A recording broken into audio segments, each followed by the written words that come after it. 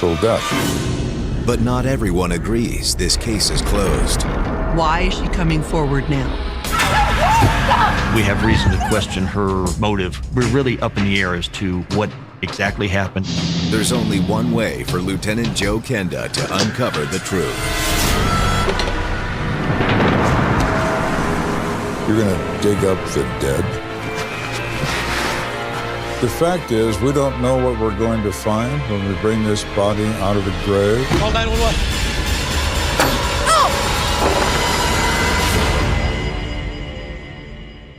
On occasion, sometimes the most obvious is in many ways the furthest thing from the truth.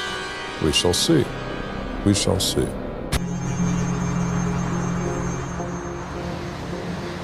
It's been a fairly quiet day for Colorado Springs police officer Preston Shields.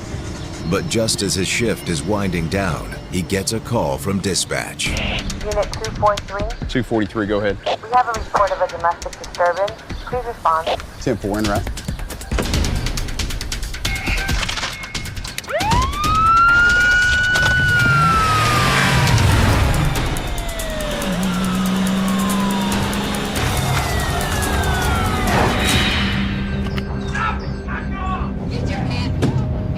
One of our officers, upon arrival, hears a domestic going on inside the residence.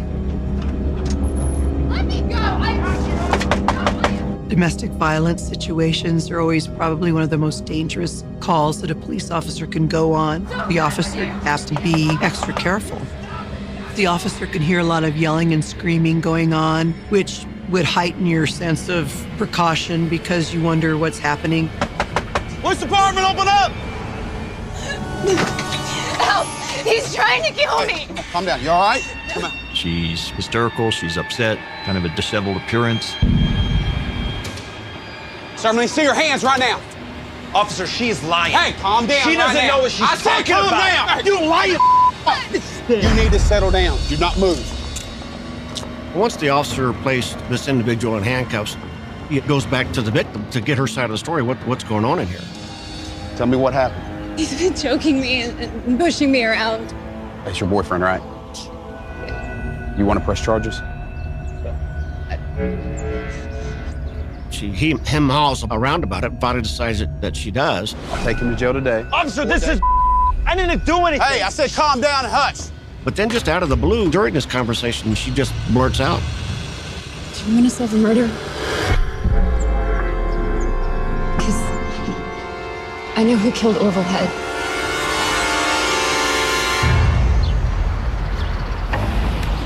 Back at CSPD headquarters, Lieutenant Joe Kenda and Detective Brian Ritz are waist-deep in paperwork. Thank you. I need this one filled out. I need these 3 signed. 1991 was one of the deadliest years in homicide in the city of Colorado Springs at the time. We were setting a record with the amount of homicides we were investigating. Broke a record that was probably 20 years old. Yeah, can I call you back? Thanks. Hey, Lieutenant. I had phones ringing, I had radios yelling at me, and somebody else walks in. It's not what I needed at that particular moment, but it never is. We got someone at Kay Conway, says she knows who murdered Orville Head. Who's Orville Head? She said he was murdered about 5 months ago.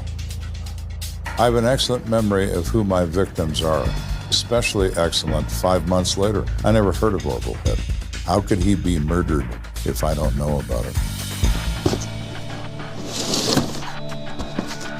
So I look in my homicide files for the name Orville Head.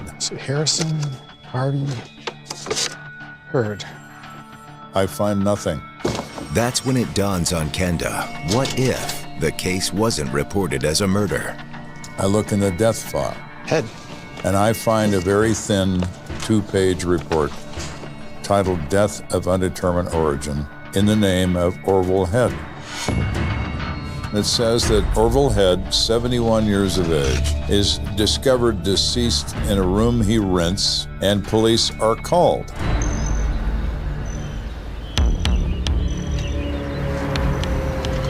It's a very routine call referred to as a DB, meaning a dead body. Patrol respond, and they discover it is disheveled, it is filthy. They find an old man lying in basically a hospital bed, urine bags hanging all around him. His glasses and dentures are on a table next to the bed. He is reposed in a perfectly relaxed position. Looks like he basically just died in his bed there. When you arrive on the scene, the primary responsibility of the officer is to document the scene as to what he observed. Is this a crime scene that we're looking at, or is this a natural death? They're looking for certain things. See this bruise here. Evidence of trauma on the body, incised wounds, meaning stab wounds, gunshot wounds, marks, bruising. No wounds except for there's a little scratch on his neck. No signs of trauma to the body, no real clear-cut cause of death. I don't see any sign of a suicide note. I'm gonna check the doors. Okay. Doesn't look like there was any forced entry into the apartment. There was no struggle that could be determined in there. No signs of a break-in. Okay. All right, I'm gonna call the coroner. With no signs of foul play, standard protocol is to contact the coroner's office, not the major crimes unit. Once all parties are satisfied that criminal activity is not likely to be relevant, the body's brought back to the coroner's office and then prepared for autopsy. The decedent in this case is found in a hospital-type bed with rails on it. He's known to be quite ill. He's got a very fatty liver. He also had significant heart disease. So this is undoubtedly a guy who was very sick and had a lot of medical problems. Hardening of the kidneys, advanced heart disease. Take your pick as to which one is fatal. Well, this guy's a mess. The coroner is the one who's ultimately responsible to identify the cause of death. In this case, he's called a natural causes medical. The reason Kenda had never heard of Orville Head is simple. Neither the coroner nor the responding officers believed Mr. Head had been murdered. We're in the criminal homicide business, not natural death. After reading the autopsy, Kenda begins to wonder about Kay Conway and her claim that Orville Head was murdered. Is Kay Conway insane? I had an old lady who would take a city bus to the police building every time she read about a murder in the paper to offer her confession. She was just lonely. Nobody would talk to her, but we would. Is Kay Conway one of those? Just to be safe, Kenda decides to contact Kay Conway himself. I would never reopen a death case unless I had overwhelming evidence or belief that this was in fact something other than a natural death. Well, Miss Conway, this is Lieutenant Kenda calling. Come talk to me, Miss Conway, and tell me why you said what you said. That evening, Kay Conway comes in for questioning. Please have a seat.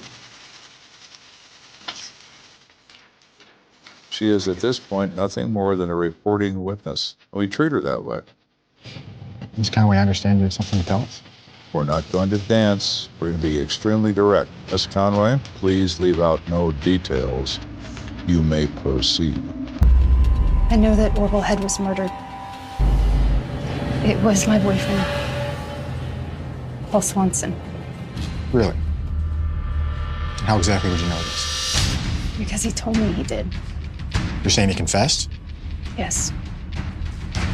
This is something way beyond a vague accusation. She's making a direct accusation against a named individual, saying he confessed to killing Orville Head. It no longer matters how busy we are. We just got a little busier.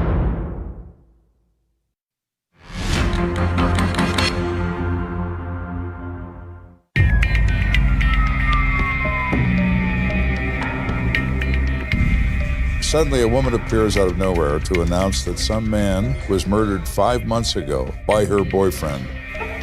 But the coroner found it to be a natural death, trying to investigate a case backwards. Extremely difficult to do. So you're saying that Paul Swanson murdered Orville Head, and then he confessed it to you? Yes. All All right, let's start at the beginning. How do you know Orville Head? Miss Conway says she's known Orville for some time, and her boyfriend Paul Swanson knows him as well. And her boyfriend drinks quite often at Orville Head's. So do many others that frequent this place. Orville opened up his door to anybody who might want to come in and drink with him. Good? You choking order. You know, He was more than happy to welcome him in. 5 months ago, Paul went over to Orville's house one night, but he didn't come home. The next day, I got up and I went to work. When I got home from work, Paul was finally home, and he was stone cold drunk. You were gone all night. Where were you? Orville's dead. What are you talking about? What happened? he's dead because I strangled him. Why? Because you didn't like him.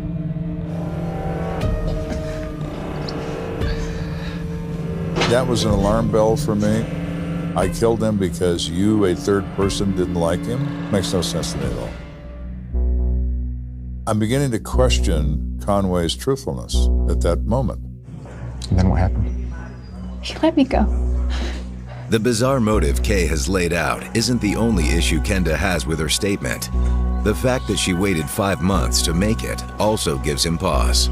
Obviously, we want to know why Kay's delayed in telling us this information. And why didn't you report it right then? Because I'm afraid of him. He gets so angry about everything, and then he hurts me. I didn't know what to do.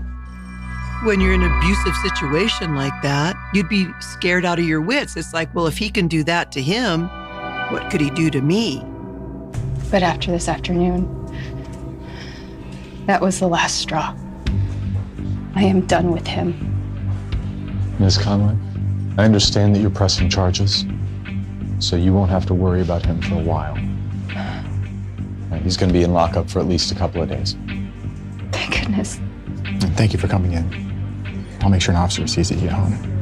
The information that Kay provides us this time does bring into question the actual death of Orville Head, but her information alone is not enough to make an arrest. So what do you think? Not sure? I have my reservations about Kay Conway. Could it be true? Of course it could. Is it true? I don't know.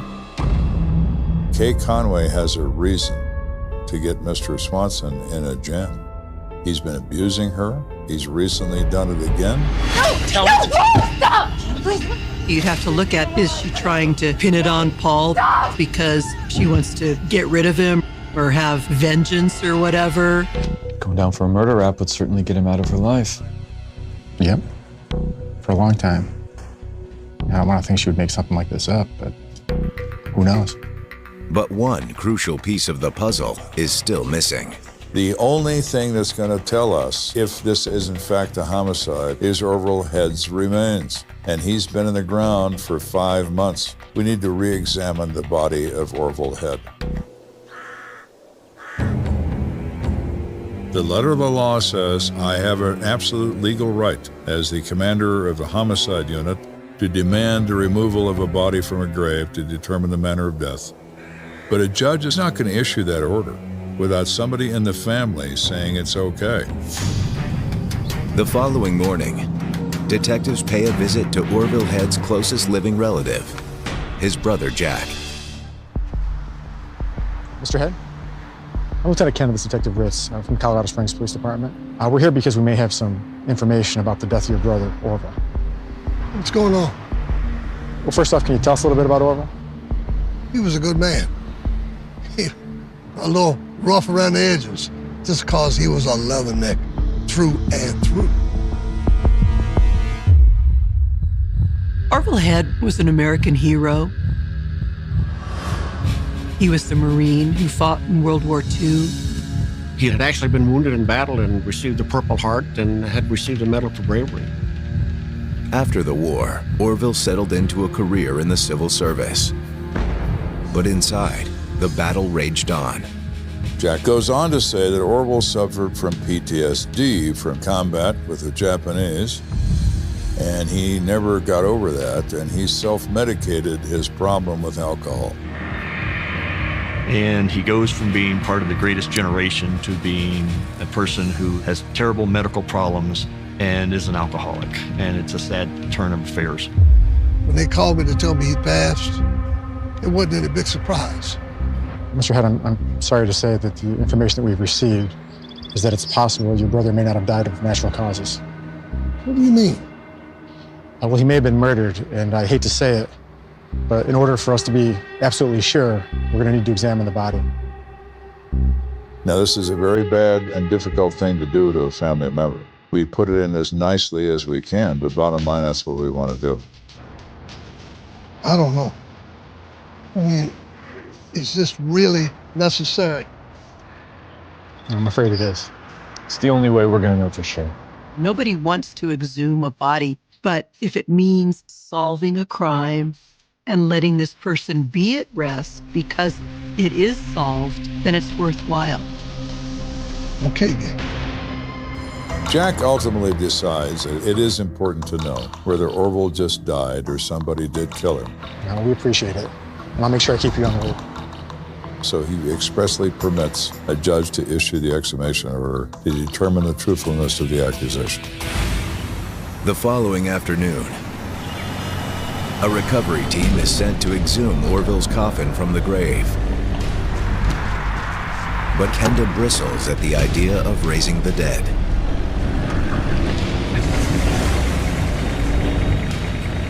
Death is not supposed to be a scientific experiment of being dug up from a grave and probed by a doctor.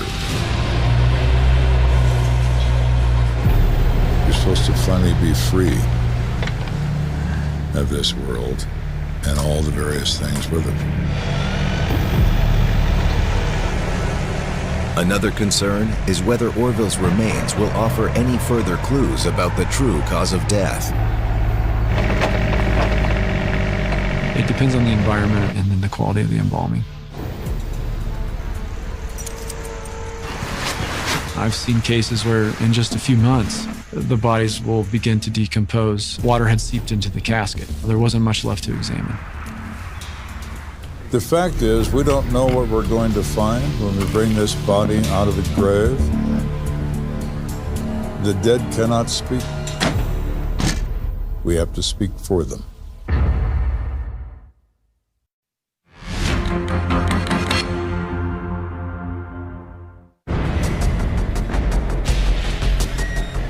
I'm in the middle of an autopsy of 71-year-old Orville Head, and nothing is making much sense. Everyone believes that Orville Head died of natural causes.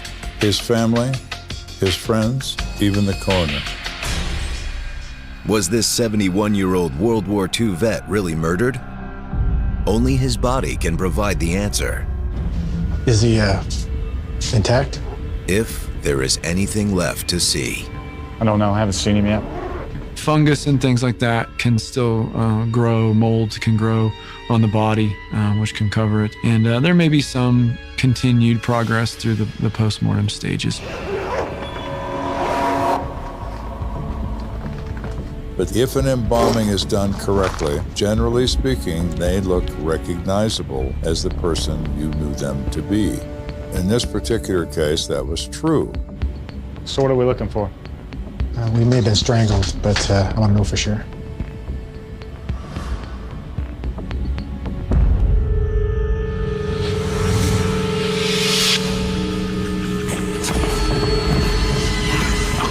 There are two ways to strangle somebody. One is with a ligature, like a belt, like a rope, like a piece of wire. The other method is human hands putting pressure on the throat. Then the thumbs generally wind up pressing the center of the throat inward. There's none of the external bruising or ligature marks that normally indicate strangulation. But the coroner has another technique that might shed light on the true cause of death. We'll do an internal exam of the neck. The hyoid? Yep. The hyoid bone is a C-shaped bone that lives high up in the neck, and it helps with swallowing and talking and things like that. It's a relatively well-protected bone. But if you've got a fractured hyoid and you don't have another explanation for it, you need to be concerned about a strangulation. So the hyoids definitely broke him. There's some damage to the thyroid cartilage as well. So what do you think? There's no question. It's definitely a strangulation. So Kay Conway is correct about one thing completely. It is, in fact, a murder.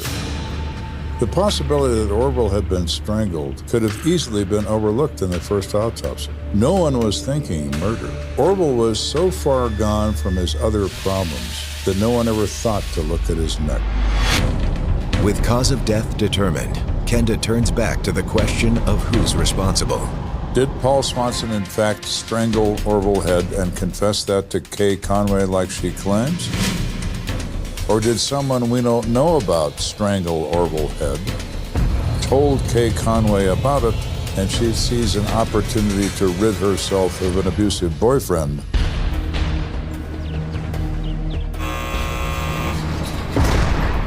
So where is Paul Swanson? Well, he's in jail. Well, Mr. Swanson? It's only been a day or two since he was arrested. I'm Lieutenant Kenda. Lieutenant? Swanson believes, of course, he's going to be questioned about assaulting Kay Conway. Cigarette? Yes, please. Thanks.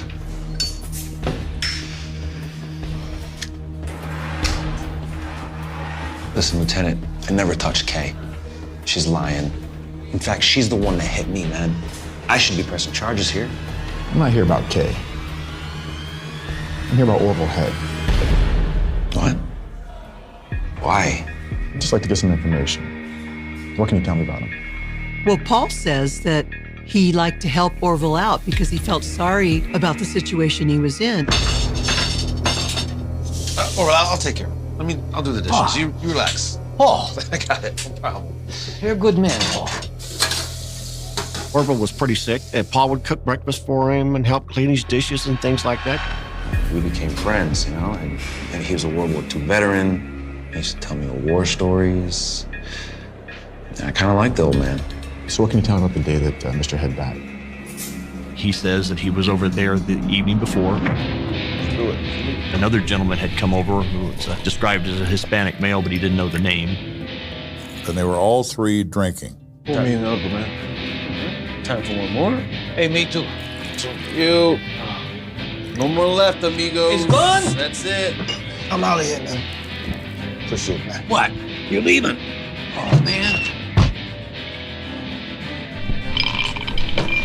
Well, I think I'm gonna go to the store and get some more hooch. Well, I think that's a great idea.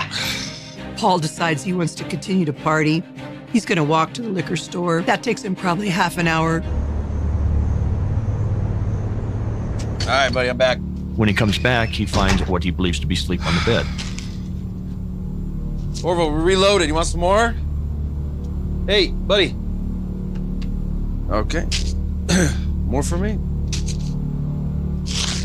He continues to drink. He falls asleep, passes out in the chair next to Orville.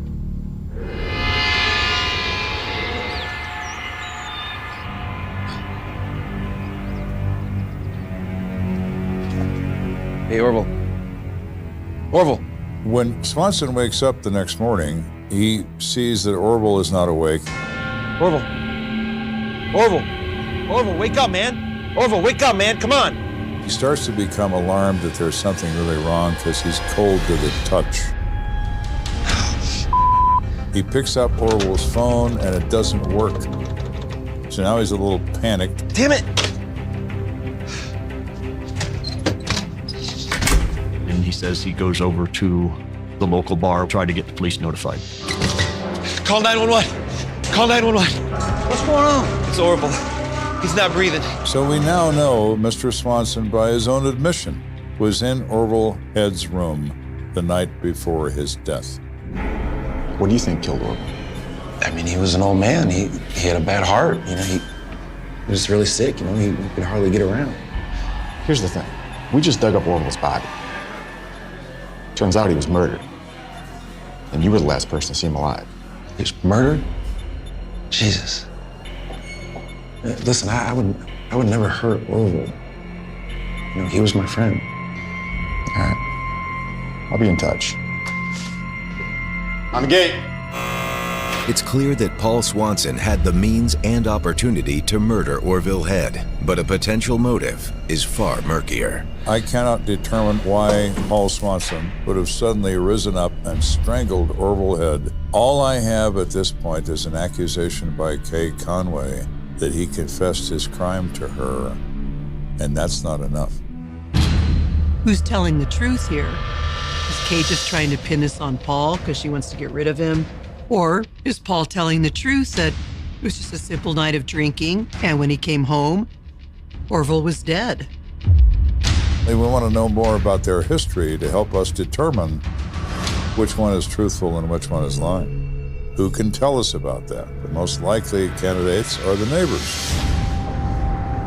There's always a neighbor in a group of neighbors who'd make it their business to know everybody else's business.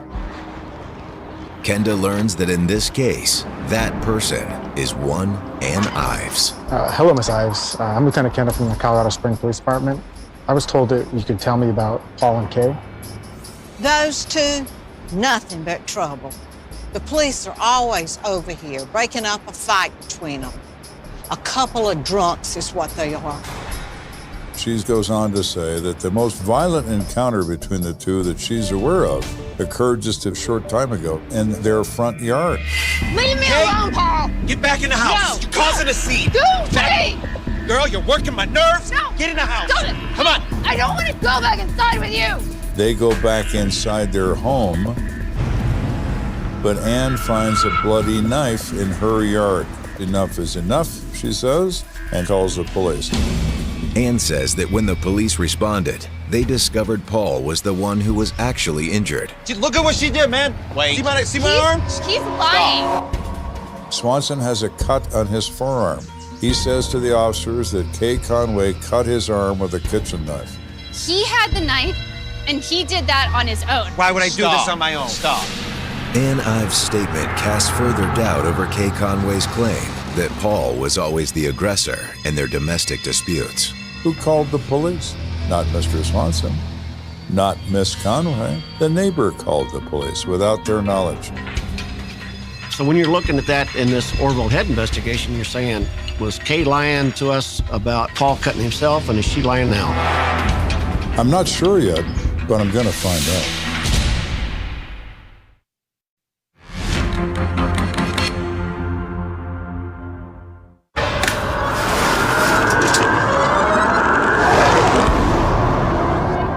We're working this extremely unorthodox, backwards homicide investigation 5 months after the fact. We discover that Orville Head has been murdered.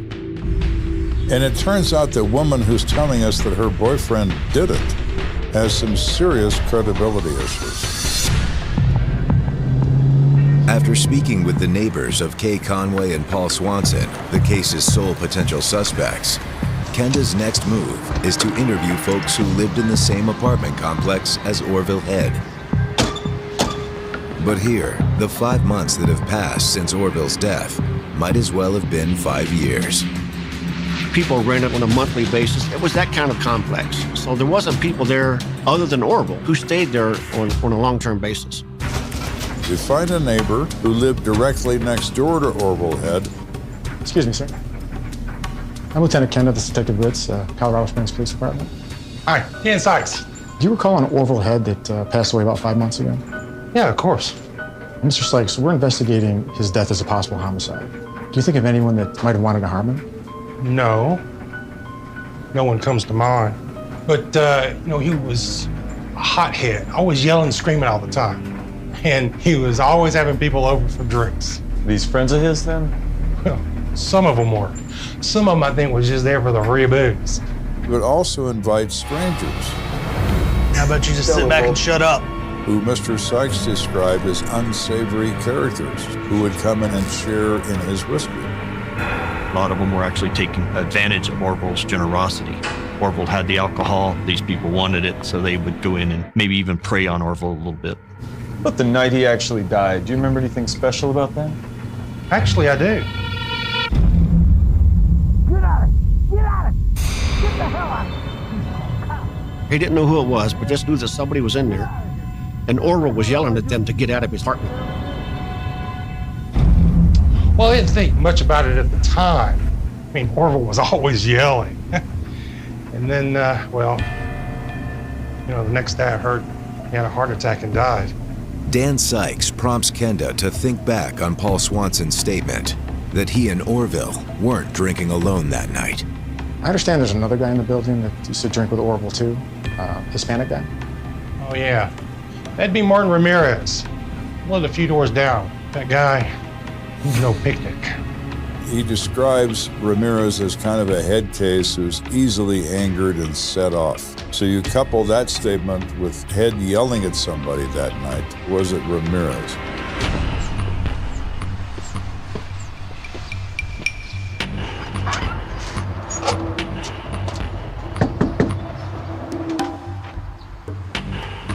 Mr. Ramirez, I'd like to ask you a few questions about Orville Head. Orville? He's been dead a while now. That's right, he has. Mind if we come in? He says he remembers that night, and because of the fact that Orville was found dead the next morning. So you were there the night Orville died. Can you tell us what happened? I was drinking with Orville and Paul. We wasn't friends or nothing, but he always offered the booze, so why not? How late you stay? About 10 or so. I had to get up for work the next morning, so I went home to bed. Ramirez vehemently denies returning to Orville Head's house any time after 10 o'clock that evening. Says he was drunk, he went to bed, he got up and went to work. But is Martin Ramirez telling the truth about the night of the murder? It's a question Kenda still can't answer. Well, thank you for your time. We'll be in touch.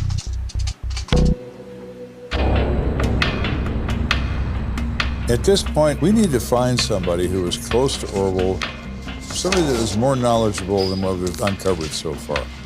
So we go back to Orville's brother. Hello, Jack. Joe Kenda here. How you doing? Yeah, I got some more questions about Orville. So we asked Jack, who was a really good friend of his that would know more than the people we've met so far. Jack says the guy we want to speak to is an old neighbor of Orville's, whose name is Lester Geist. Lester Geist was a good friend of Orville's. He used to live next door to him. He was somebody who looked out for him. Jack says he has a cup of coffee at the Robin Hood Bar every morning, and I'm sure you can find him there tomorrow morning. Lester Geist? Yes? Lieutenant Kenda, Detective Ritz. So we explained to Lester Geist that we are investigating the death of Orville Head now as a homicide. What? You gotta be kidding me. If he was in trouble, he would have knocked. I would have come right over. Wait a minute. What do you mean he would have knocked? Lester said they had a system worked out. If Orville was having an issue with someone or something, he would knock on the wall and Lester would come to his aid. You know, I was totally shocked when Paul came running in here that morning, and then we saw Orville just laying there. Wait, you saw the body? Lester is never mentioned in that limited first report. No one ever knew that Lester Geist exists. But having seen Orville Head shortly after his death, Lester Geist is Kenda's window into the crime scene. What did he see that was different? That's what we wanted to know. Did you notice anything out of place while you were there? Orville? Orville, buddy. Oh, sorry. Lester thought for a minute. He said, you know what? I did. I noticed that the telephone was unplugged. What? From the phone itself, which was unusual. So why is the phone unplugged? I immediately returned to my conversation with Paul Swanson, who he said he tried to use the phone and it didn't work. Well, how would you not notice it wasn't plugged in, Mr. Swanson? Do you know Paul Swanson? Had you ever seen him before he came running into the bar? Yeah, let me tell you, that guy's got problems. He's a binger, an alcoholic. But he also goes a little step further and says that he has a tendency to get violent when he doesn't get his way when he's been drinking. Would you be surprised if you found out Paul Swanson killed Orville? Not in the slightest. Now, violent, drunk, and dangerous is a good combination in the murder business. Given what Lester Geist has told them, Kenda wonders if Kay Conway's initial statement may have, in fact, been true. But even if Kay was telling the truth, it's not enough to arrest Paul Swanson for murder. You can't just use one person's statement against somebody else to charge them with homicide. All right, Mr. Geist, thank you for your time. Let me know if I can do anything else for you guys. I appreciate the help. Back at the office, Kenda and Ritz are greeted with some explosive news. I'm informed there's a woman waiting to see me whose name is Minion Wallace, who says she has information on the Orville Head case. We appreciate you coming in. I've been really scared by all this. And when I heard that Orville was murdered, I felt that I had to come speak with you. Okay. I know who killed him. And I'm thinking, wonderful, Minion. You could be precisely who I've been looking for without realizing it was you.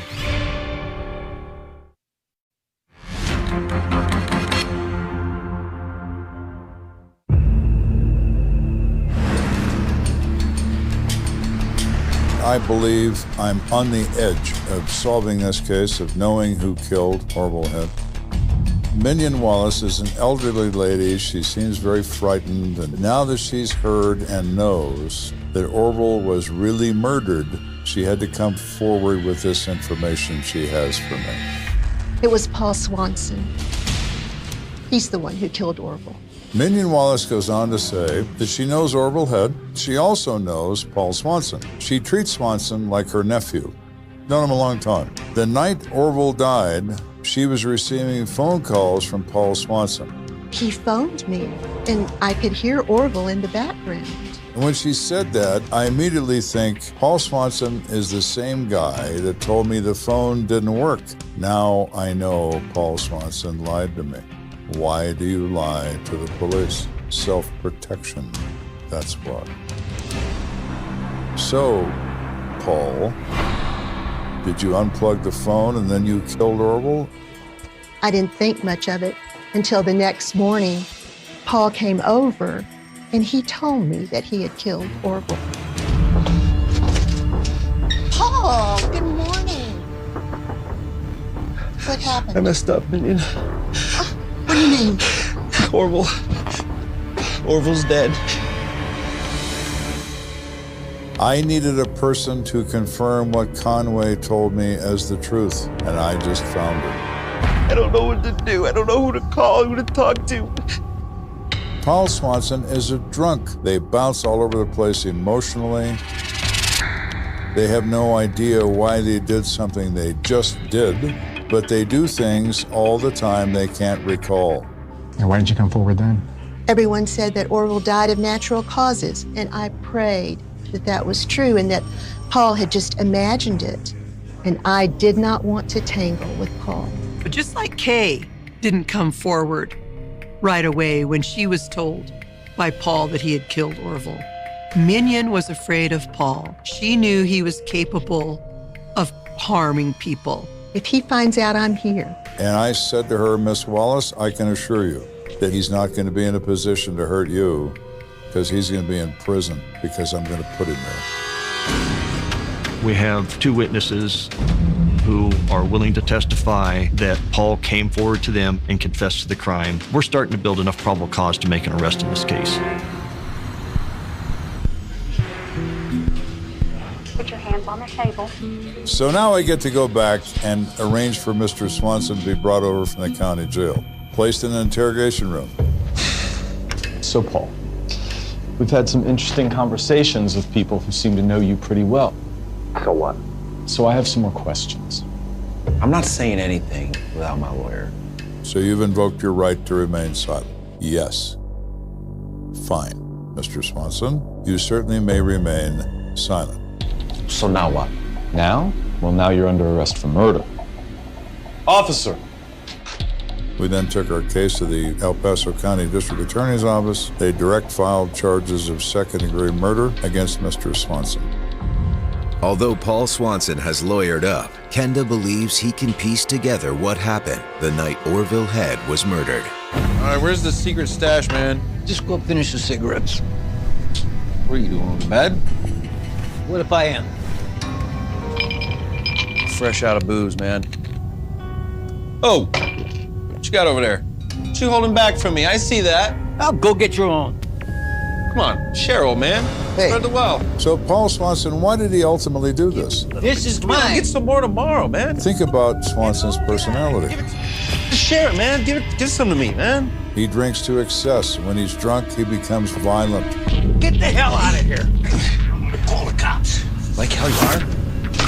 He unplugs the phone so Orville can't call for help.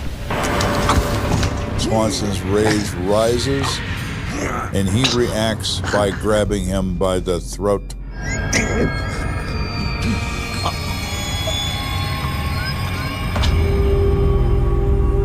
And strangles Orville until he's not breathing anymore. It would be like strangling a child. Head is in no condition to defend himself.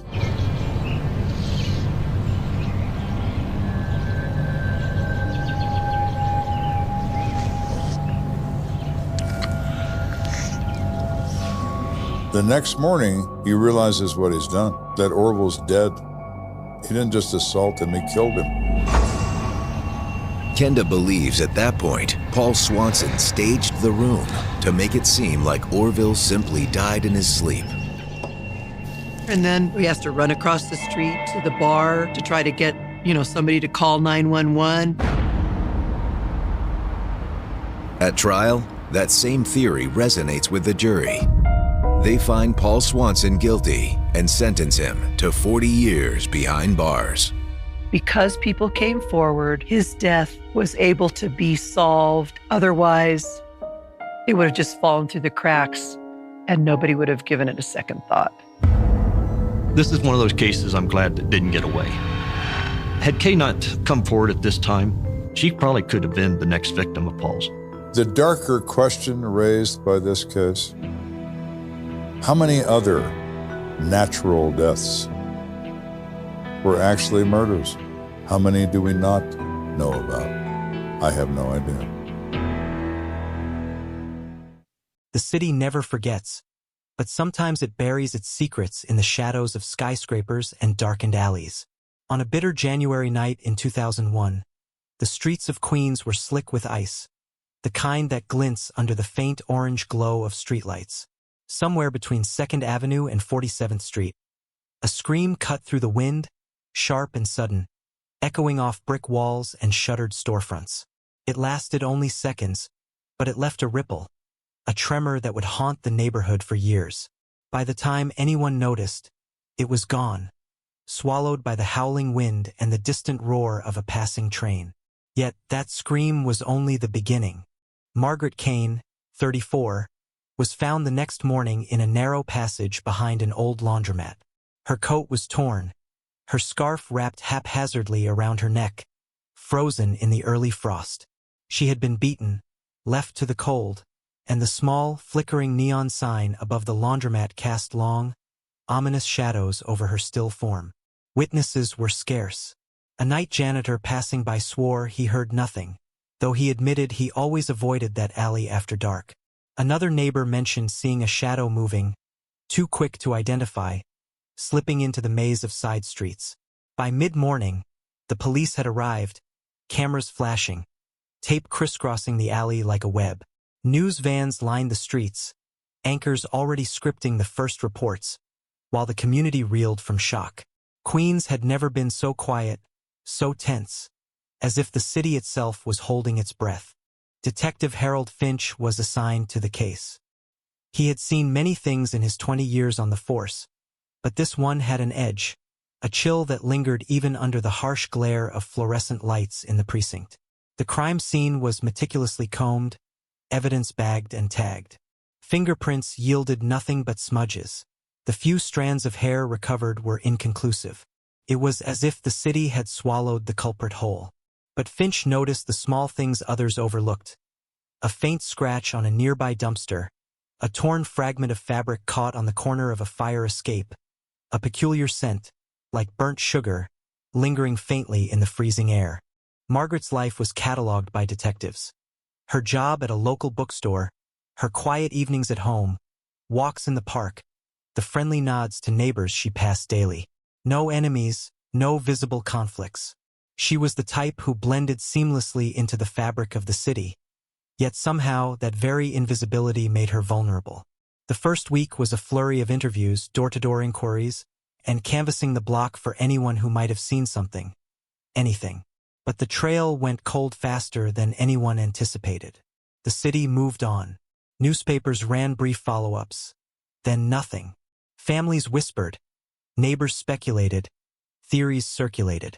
Some said it was random, a robbery gone wrong. Others suspected something darker, something personal, though no motive ever emerged. Weeks turned into months, months into years. Finch, now joined by younger detectives, revisited the files constantly. They tracked calls, cross-referenced other assaults, checked databases for similar patterns. There were leads, occasional sparks of hope. A man seen near the laundromat, a vehicle parked too long in the alley, but each proved fruitless.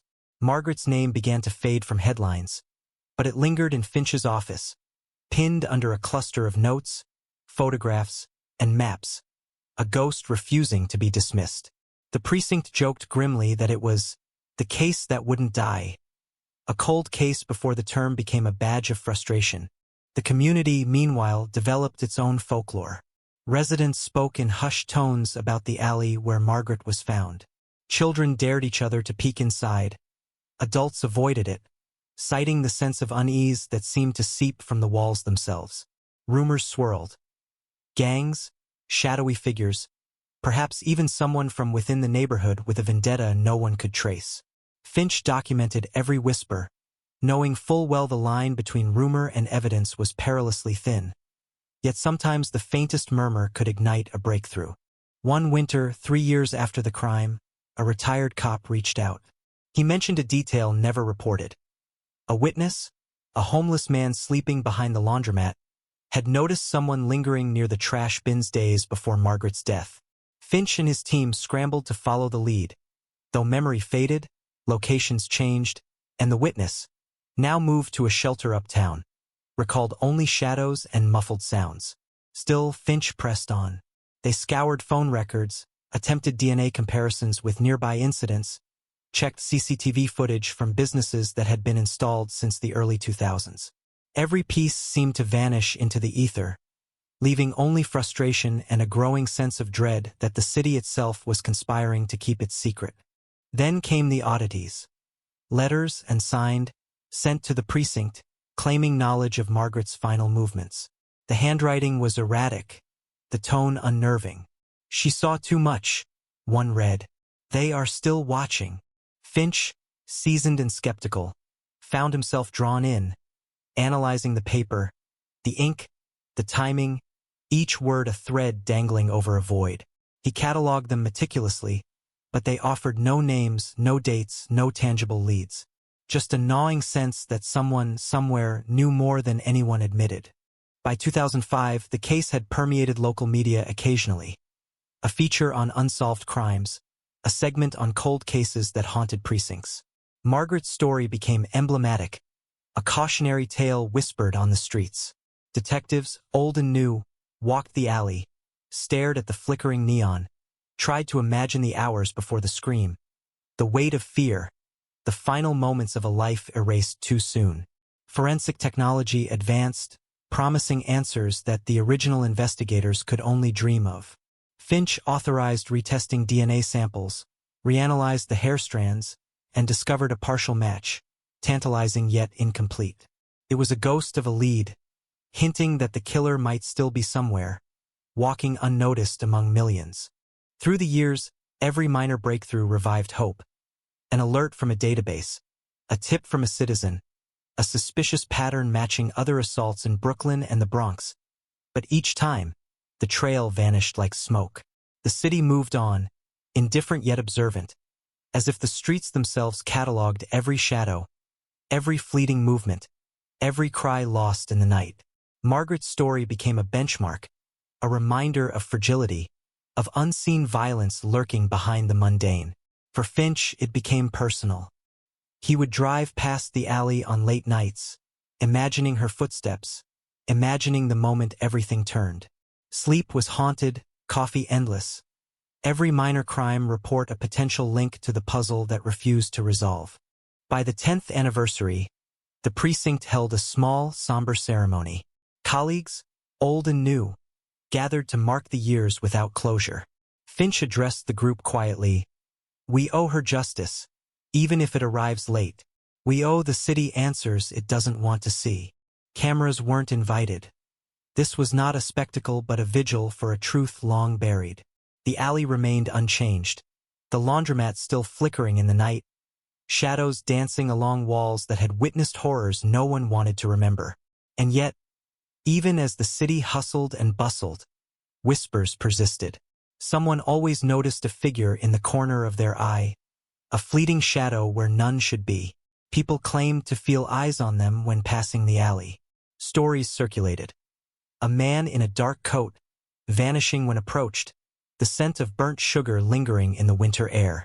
And so, the cold case persisted, a phantom in the heart of Queens.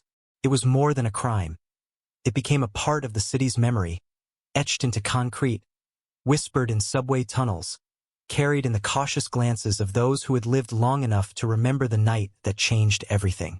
Each new detective assigned felt the weight of history pressing down, the legacy of unanswered questions, the looming presence of a killer yet unseen. Finch, now nearing retirement, never stopped.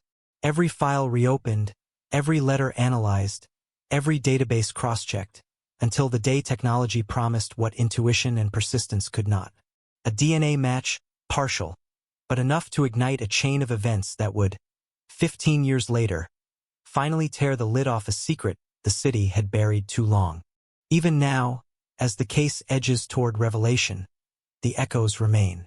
Margaret Kane's life, violently interrupted, continues to haunt the streets where she walked, the alley that swallowed her final moments, the community that lived with fear and speculation for decades. The city itself seems to shiver at the memory, as if acknowledging that some stories do not end neatly, that some screams leave marks on the collective consciousness long after they fade from headlines. And in that silence, in the cold breath of winter air over Queens, the city waits, knowing that justice delayed is still justice, and that even in the darkest shadows, truth has a way of clawing its way to the surface, leaving tremors, leaving fear, leaving awe. The city never sleeps, yet some nights, it feels like it holds its breath, as if the buildings themselves are listening for a confession that will never come. Detective Finch returned to the precinct with files in his arms, the cold sting of January still clinging to his coat. The letters claiming knowledge of Margaret's final hours had multiplied, each one more erratic than the last. And now a pattern began to emerge, subtle, almost imperceptible. The handwriting varied, some loops sharp and deliberate, others jagged, frenzied.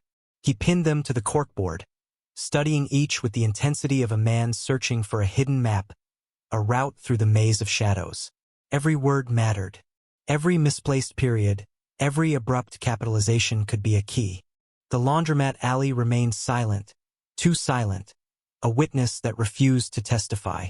Yet Finch felt the pulse of the crime there, a rhythm he couldn't ignore. He walked it late at night, eyes scanning the dumpsters, the fire escapes, the corners where streetlights faltered. Sometimes he swore he saw movement at the edge of his vision, shadows that dissolved when confronted. It was frustrating, maddening, but it was also proof that the alley had not forgotten Margaret. The walls had absorbed the scream, the struggle, the last moments of life, and they remembered. He made mental notes of every detail, cross-referenced the faint scorch of burnt sugar that lingered in one corner, the broken glass glinting like shards of frozen light, the unusual angle of a loose brick near the garbage bins. To anyone else, it was nothing. To him, it was a message. Witnesses came forward intermittently, their stories fragmentary, contradictory, but Finch never dismissed them. An old man, frail and muttering, claimed he had seen a woman running from a dark sedan that night, her coat catching on the door handle. A taxi driver remembered a figure leaning against a lamppost, watching the alley, hands stuffed in pockets, head bowed as if waiting for something or someone. Each lead led to dead ends, but they painted a picture of someone patient, someone meticulous, who understood the rhythm of the city and used it to their advantage. The DNA retesting provided tantalizing hints. Partial matches emerged from databases, but none were conclusive. Finch traced the strands back to previous arrests, minor infractions, almost random brushes with the law, yet each lead seemed to evaporate under scrutiny. It was as if the perpetrator had lived among them, invisible, observing, blending into the fabric of daily life. He cross-checked vehicle registrations, known associates, even vacation records, but nothing aligned. It was frustrating, yet Finch felt he was closing in, that the city itself had left crumbs, scattered across years, for someone diligent enough to find them. Then came a tip that changed the pace. A janitor, now working downtown, recalled hearing a woman crying late at night, several blocks from the alley. He said it was muffled, almost like she was pleading with someone she knew, someone familiar. Finch traced his movements, the routes he had taken, compared them to other minor disturbances reported in the area at that time.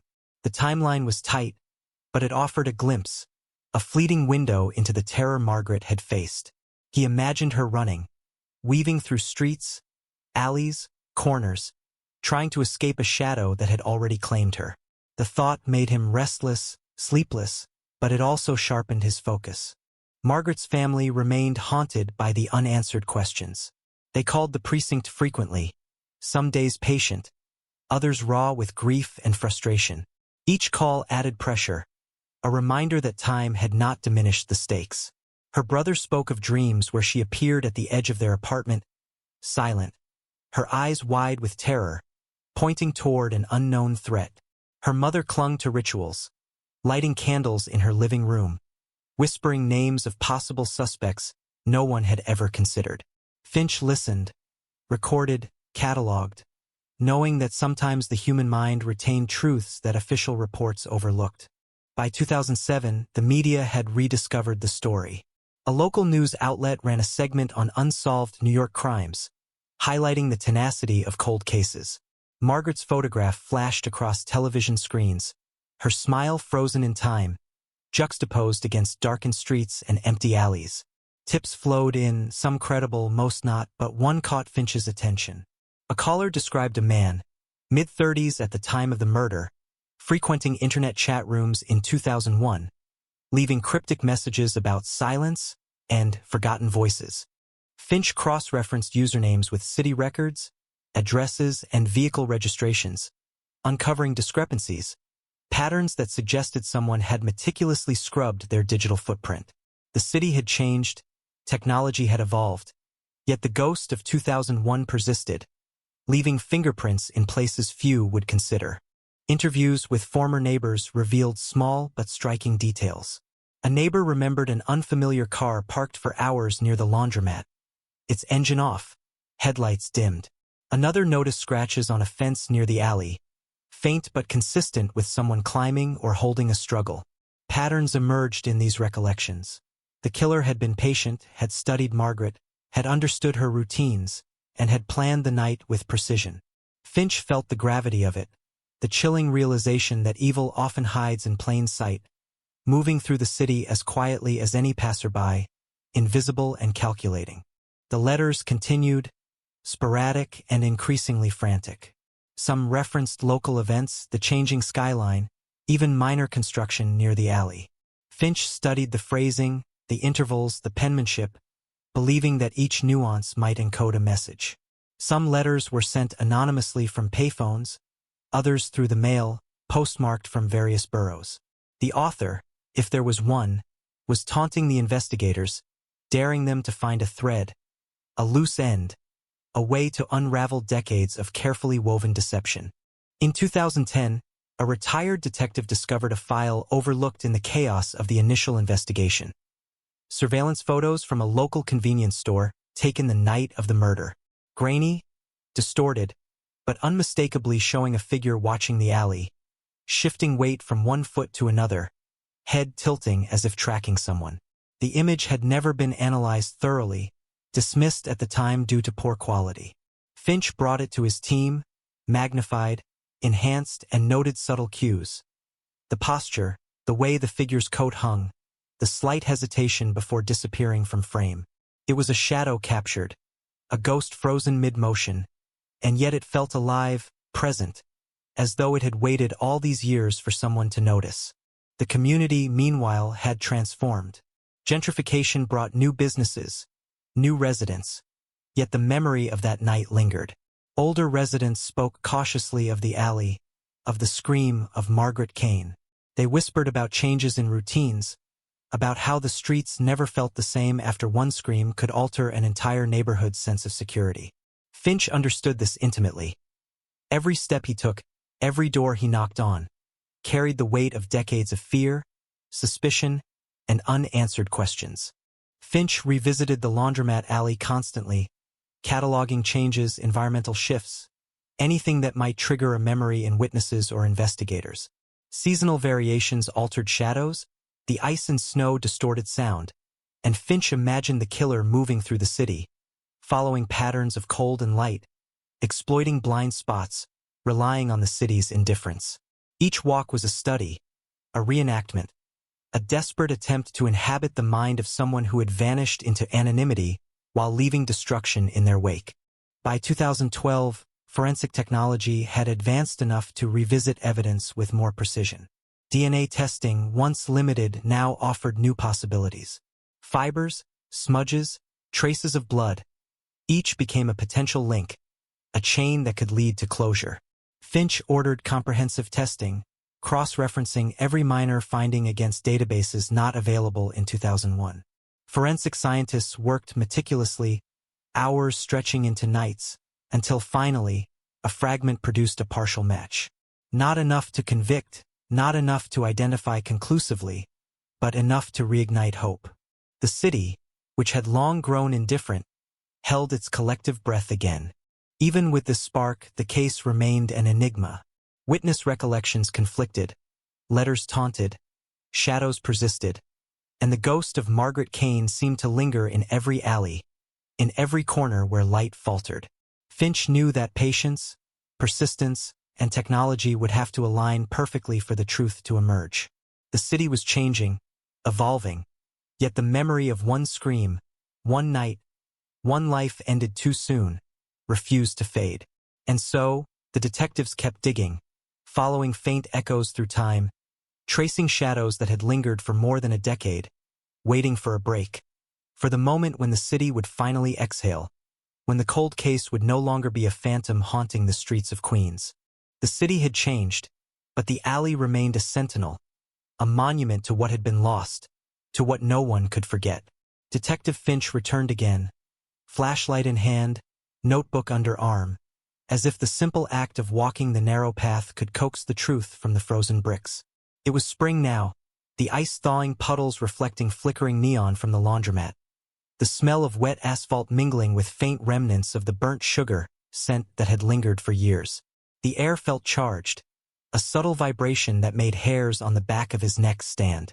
Something was waiting, something patient, something aware that someone had finally noticed the thread it had left behind. A forgotten witness resurfaced unexpectedly. A street artist who had painted murals near the alley in 2001. He remembered seeing a figure crouched in shadows, sketching something in a notebook, perhaps unaware of the struggle about to unfold. The detail seemed trivial at the time, but Finch noted it meticulously. Sketching? Planning? Tracking Margaret's movements? The image sharpened the picture. The killer was methodical, deliberate, and oddly artistic, leaving subtle markers only the most observant could perceive. Each step Margaret had taken that night had been anticipated, each hesitation recorded in invisible ink on the walls of the city. Finch cross-checked the artist's account with phone records and internet usage logs from the early 2000s. The killer, whoever he was, had left digital breadcrumbs, fragments of emails and forum posts that referenced shadows, silence, and observation. He had lurked online, hidden behind pseudonyms, connecting with communities obsessed with surveillance, control, voyeurism. The detective traced usernames, IP addresses, timestamps, only to hit walls as old technology failed to preserve everything. But the pattern persisted, a digital echo whispering that the perpetrator was clever, patient, and entirely aware of the scrutiny. Margaret's family, meanwhile, remained vigilant.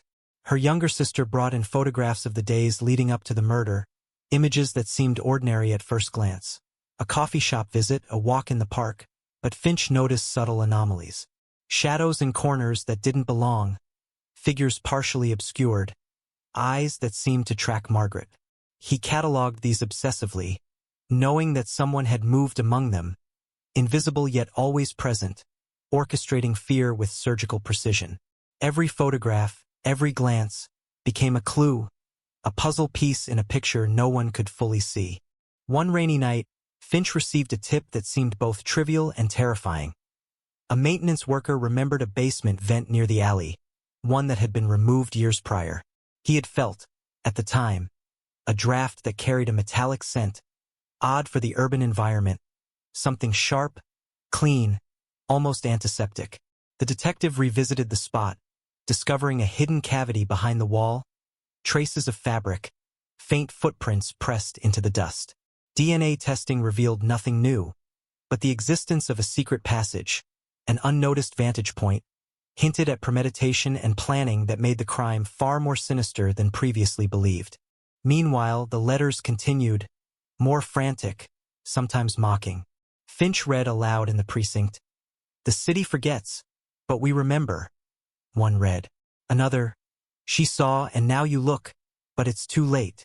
He could feel the tone shifting, a mix of taunt and confession.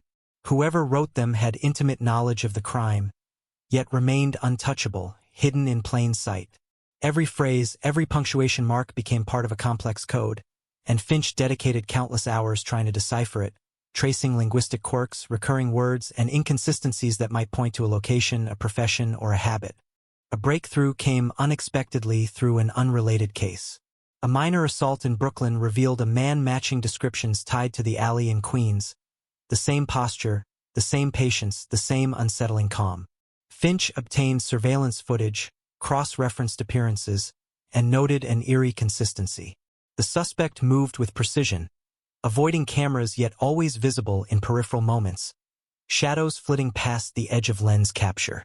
Each minor infraction became a thread, weaving a pattern that suggested obsession, surveillance, and control. The man had not changed, had not been deterred, and had left traces everywhere he walked.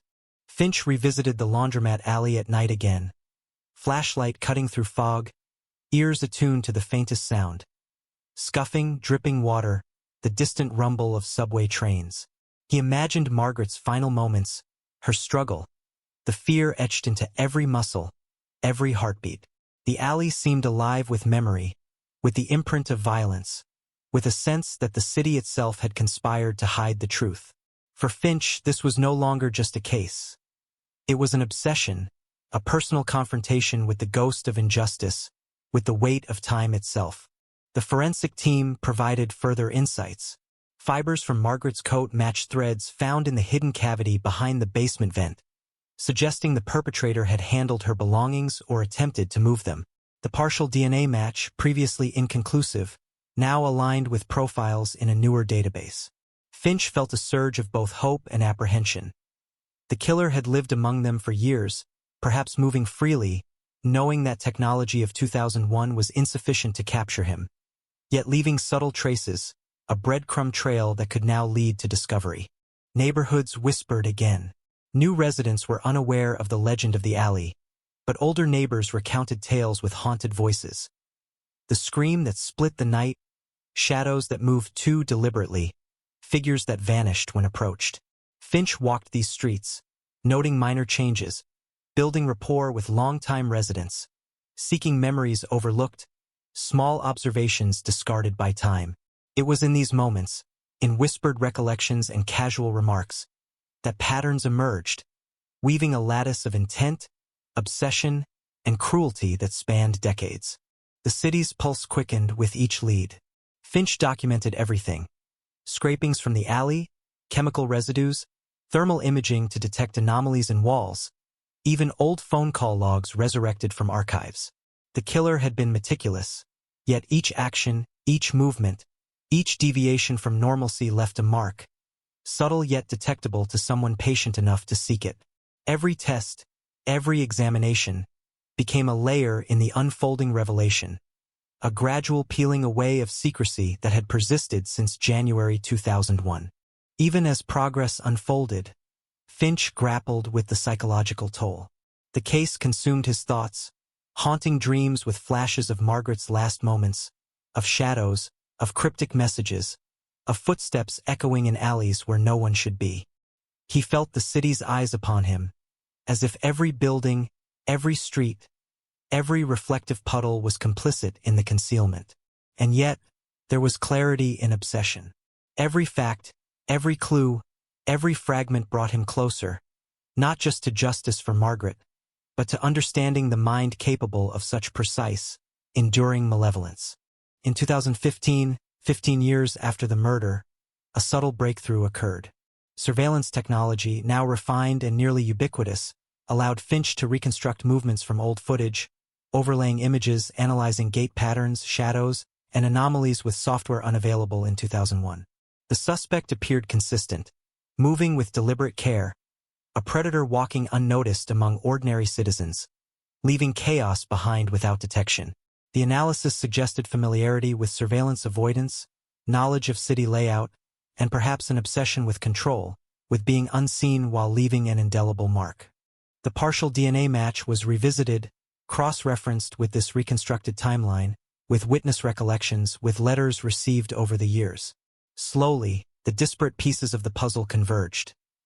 A man who had studied Margaret, who had predicted movements, who had left both physical and digital traces, who had survived years under the radar, yet could now be identified with growing certainty. Finch felt the thrill and fear coiled tightly in his chest. The killer had been among them, unnoticed, for over a decade, and now, finally, the threads led toward resolution. Yet, even as anticipation mounted, the city remained a labyrinth of uncertainty. The alley, the laundromat, the vent, the shadows. They were constant reminders that evil often hides in plain sight, that patience can stretch across years, and that justice is rarely immediate.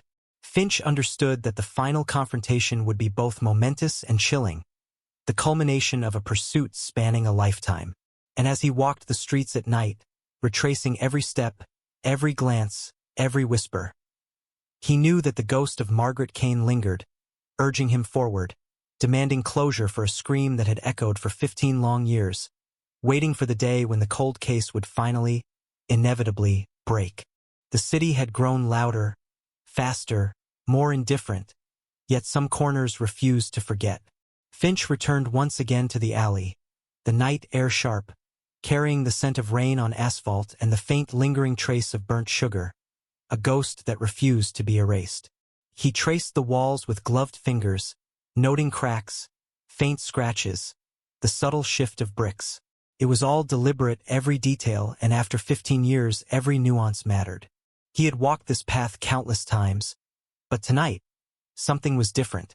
The shadows seemed to move with intention, or perhaps it was him imagining life where there was none, haunted by a scream that had echoed across decades. Then came the tip that changed everything. A delivery driver remembered an abandoned van parked near the laundromat the night Margaret vanished. Its doors left ajar, engine off, lights dimmed. He recalled a man, mid-30s, lean with a sharp gaze, checking the surroundings as if counting seconds, memorizing the edges of the street, the alley, the faint glow of distant traffic lights. Finch cross-referenced the description with surveillance archives, digital breadcrumbs, the partial DNA match, and witness statements. Everything converged toward one pattern. The suspect had been patient, calculated, and meticulous, tracking Margaret not by chance, but by design. The forensic team uncovered an overlooked fragment of evidence, a small metallic charm, tarnished with age, found near a dumpster. Initially dismissed as trash, its significance became clear when DNA analysis revealed a partial match to the same profile connected to other minor incidents in Brooklyn and the Bronx. Finch felt a surge of both dread and exhilaration. The city had concealed him for years, yet these tiny remnants, forgotten fragments, overlooked clues, had endured, waiting for someone persistent enough to see them as more than coincidence. The thrill of discovery was mingled with the terror of what it implied.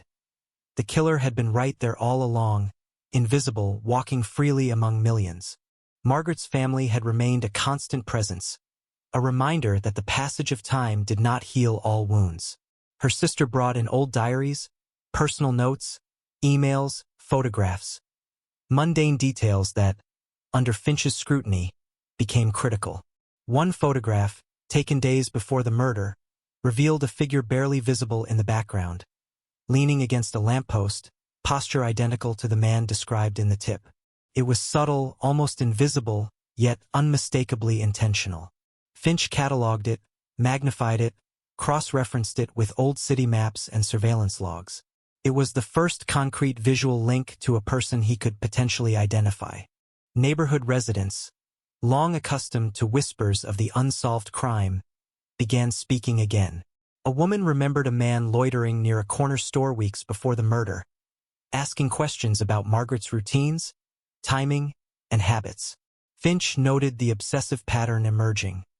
Surveillance, anticipation, prediction. The killer had studied Margaret, memorized her movements, and executed the crime with surgical precision. The scale of planning was staggering. The patience required almost unimaginable. Each new testimony was a thread, each thread a piece of the tapestry of obsession. Digital footprints re-emerged in unexpected ways. A hacker for hire traced remnants of old forum posts, chat rooms, even AOL Instant Messenger logs. Cryptic comments referencing watching, timing, silence, all aligned with locations near the laundromat and surrounding streets. Finch studied timestamps, IP addresses, minor discrepancies, patterns of repetition. The suspect had interacted with digital communities focused on control and observation, hinting at an alarming level of premeditation, a mind attuned to both technology and the rhythm of the city. Then, a breakthrough witness came forward, a street cleaner who had never been interviewed before. He remembered moving trash bins late that night, hearing faint movement, a muffled struggle, a whispered plea. He recalled a vehicle's faint engine hum, the scent of burnt sugar, the shadowy figure standing nearby, waiting, observing, calculating. Finch took meticulous notes, tracing exact locations, timing, environmental conditions, attempting to recreate the events of that night with precision that technology alone could not achieve. The partial DNA match, reanalyzed with modern techniques, now yielded a new lead. Finch cross-referenced it with minor offenses, forgotten arrests, even civil complaints. One name emerged. A man with an unremarkable criminal history, living quietly, blending seamlessly into the city's daily life. The description fit previous witness accounts. Lean, mid-30s at the time, posture and gait consistent, habits and movements aligning with the reconstructed timeline. Finch could feel the tension coiling, the culmination of years of pursuit narrowing toward a tangible target. Finch returned to the alley again, flashlight cutting across damp bricks, puddles reflecting neon light. He imagined Margaret's footsteps, the way she might have turned, glanced over her shoulder, the panic in her breathing. Every detail, every moment, became a breadcrumb toward closure. Environmental reconstruction placed the suspect at precise points. Leaning against walls, adjusting angles to avoid observation, timing movements to anticipate patrols and pedestrian traffic. The patience, the calculation, the deliberate cruelty. Everything became terrifyingly clear. Margaret's family was briefed carefully. Finch described patterns, evidence, witness statements, without revealing identities prematurely. Their reactions ranged from tentative hope to deep fear. The realization that the man who had stolen 15 years of peace, who had orchestrated such terror, might finally be found. Their grief and anticipation intertwined, forming a tense undercurrent that followed Finch through each step of the investigation. The city itself seemed to respond. Cameras were installed strategically along streets previously unmonitored, license plate readers deployed, police surveillance coordinated in quiet, deliberate sweeps. Finch traced routes, potential hideouts, areas the suspect could have used to remain unseen. Every small anomaly, every subtle hint became significant. A discarded coffee cup, a shadow in a doorway, a reflected gaze from a window. The net was tightening, and the hunter had become the hunted, though the stakes were terrifyingly high. Finally, in 2017, a decisive lead appeared. A neighbor reported seeing the suspect's vehicle parked near a secondary alley, a street rarely used. Finch dispatched surveillance teams, documented movements, and identified patterns. Repeated visits at specific times, short stops that matched prior crime reconstructions, interactions with peripheral locations tied to other minor incidents. The suspect's meticulous routine, spanning over a decade, was unraveling. Finch could feel the weight of anticipation, the electric tension that comes when decades of work converge on a single, tangible thread. Forensics analyzed every trace of material left behind: fibers, chemical residues, minute biological samples. Each correlated with prior evidence, strengthening the link between Margaret's murder and this emerging suspect. Finch compared gait, posture, eyewitness recollections, digital footprints, minor behavioral patterns, all converging toward one terrifying conclusion. The man had orchestrated the crime with meticulous planning, had survived unnoticed, and now, finally, could be confronted. The city's pulse quickened.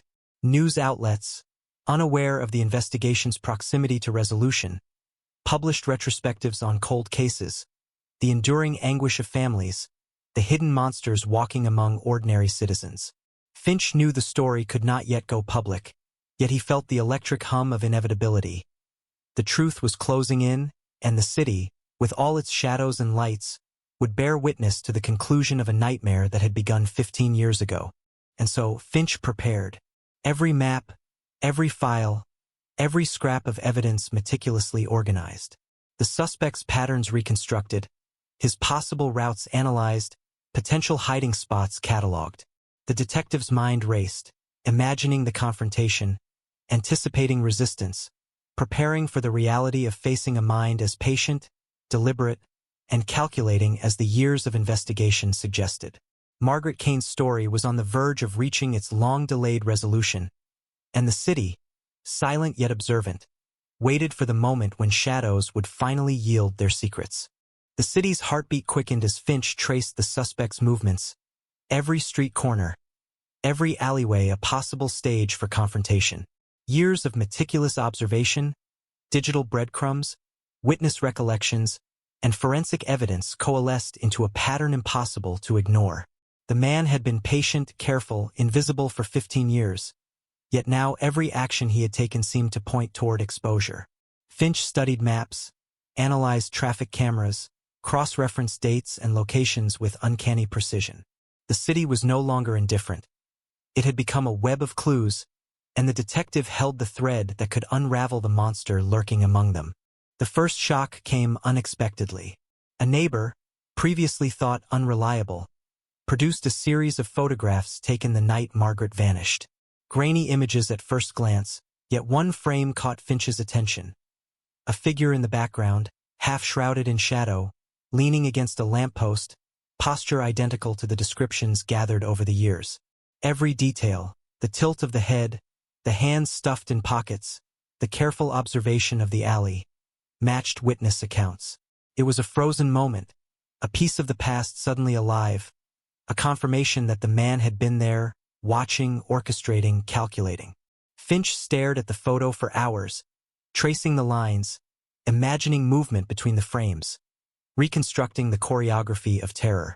Digital evidence added another layer of revelation. Old forum posts, once forgotten, contained cryptic messages referencing locations, times, and behaviors consistent with surveillance of Margaret.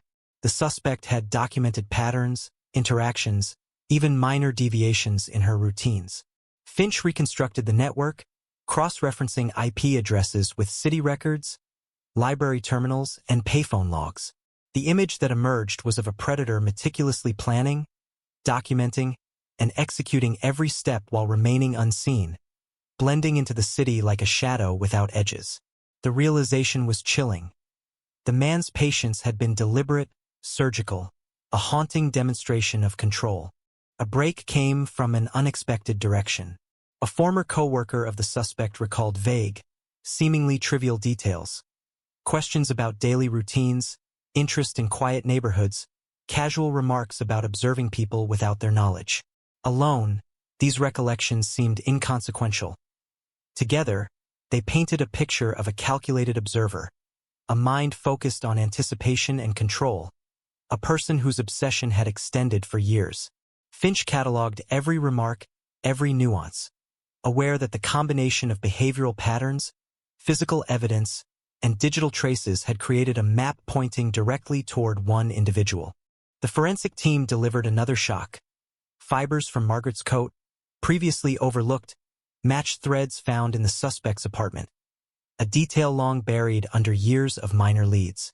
The DNA fragments, once partial and inconclusive, now aligned with modern databases, connecting the man to minor offenses, forgotten arrests, and civil disputes. Finch studied the data carefully, correlating dates, locations, and patterns of behavior. The evidence was converging, the web of clues tightening around a man who had walked unnoticed for over a decade. The patience of a predator matched only by the persistence of the detective who refused to forget. Finch prepared meticulously. Maps were overlaid with timelines, potential escape routes cataloged, and surveillance cameras strategically positioned. Every footstep, every alley, every route was considered, anticipating how the suspect might respond to discovery. He imagined confrontation scenarios, resistance, evasion, and the delicate balance between capturing the truth and ensuring safety. Margaret's story demanded justice, but the city itself demanded caution.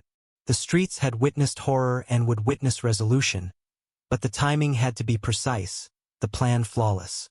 Community involvement became unexpectedly critical.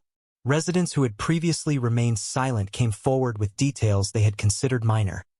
A van parked irregularly, fleeting shadows, unusual patterns in pedestrian traffic. Finch integrated these accounts with existing evidence, reconstructing the suspect's long-term behaviors. The picture that emerged was of a man not only capable of violence but also of calculating avoidance, a predator who had survived unnoticed by exploiting the city's indifference, knowing where to hide and when to move. Each new detail strengthened the growing certainty that the time for action was near. One chilling lead came in the form of a letter. The handwriting matched previous communications. Watching, waiting, forgotten streets remember. Finch analyzed the timing, postmarks, and phrasing. This was no longer just a taunt. It was confirmation that the suspect was aware of renewed attention, aware that patterns were being traced, aware that closure was approaching. The detective felt a tightening in his chest, a mixture of anticipation and dread. The man had been patient for 15 years, and now he knew that someone was closing in. Finch coordinated with the NYPD's tactical unit. Surveillance, stakeouts, and undercover observation were executed with precision. Every movement, every potential encounter was mapped. Finch studied the suspect's habits. Grocery stores visited at the same time, routes taken to work, behaviors at night, subtle variations in timing. The city became a chessboard, every street a square, every alley a potential move. The detective calculated possibilities, anticipating the suspect's reactions to pressure, tracking behavior patterns developed over years. It was a psychological game played across a decade and a half, with lives and justice hanging in the balance. Evidence mounted, the net tightened. Traffic cameras, license plate readers, and pedestrian surveillance aligned with witness statements and digital footprints. The man had been consistent in his avoidance strategies, but his long-term predictability now worked against him. Finch traced the paths, analyzed minute variations in behavior, and identified windows where the suspect could be approached safely. The city, long indifferent, now seemed to conspire in favor of resolution. Margaret's family was informed cautiously. Finch described the patterns, evidence, and emerging link to the suspect, emphasizing the seriousness of the final approach. Anticipation, fear, and hope intertwined in their responses, the emotional weight of years without closure palpable. Finch felt the responsibility acutely. This was the culmination of a lifetime of work, a chance to finally confront the shadow that had loomed over Queens for 15 years. Every step, every decision, carried consequences not only for justice but for the community still living in the aftermath. Then, the final piece fell into place. Surveillance footage captured the suspect performing minor routines, seemingly mundane, but coinciding with locations linked to evidence, witness accounts, and behavioral analysis. The digital pattern aligned perfectly with physical evidence, confirming the suspect's presence in multiple locations connected to Margaret's last known movements. Finch studied the footage obsessively, noting posture, gait, and microbehaviors that had remained consistent over 15 years. The city had been his cloak, and now the cloak was lifting. Plans were finalized. Stakeouts positioned at strategic intersections, foot teams ready, vehicles in place to block escape routes. Finch rehearsed contingencies, anticipating the suspect's reactions, predicting potential flight paths, and preparing for confrontation. The detective could feel the tension in the air, the culmination of years of pursuit converging into a single, decisive moment. Margaret Kane's voice, her scream from that night, reverberated in his mind, urging precision, demanding justice. As the night deepened, Finch monitored movements, coordinating communications across units, observing patterns, and verifying the suspect's routines. Every small deviation was analyzed, every minor action noted. The city seemed suspended, waiting for resolution, holding its breath as shadows and lights shifted, as anticipation crept like fog through streets and alleys. The hunter had become the hunted, and the moment of confrontation approached with terrifying inevitability. The detective felt the weight of 15 years pressing down. The lives interrupted, the fear endured, the unanswered questions haunting families and neighbors. And yet, beneath the dread was a fierce clarity, the culmination of persistence, observation, and careful reconstruction was within reach. The city's lights reflected in puddles along the alley, neon and wet asphalt merging, shadows stretching long. As Finch whispered a silent promise to Margaret Kane, justice would be delivered, the cold case would be broken, and the city would finally confront the truth that had lurked in its heart for over a decade. The night was thick, almost viscous, wrapping the city in a blanket of anticipation and dread.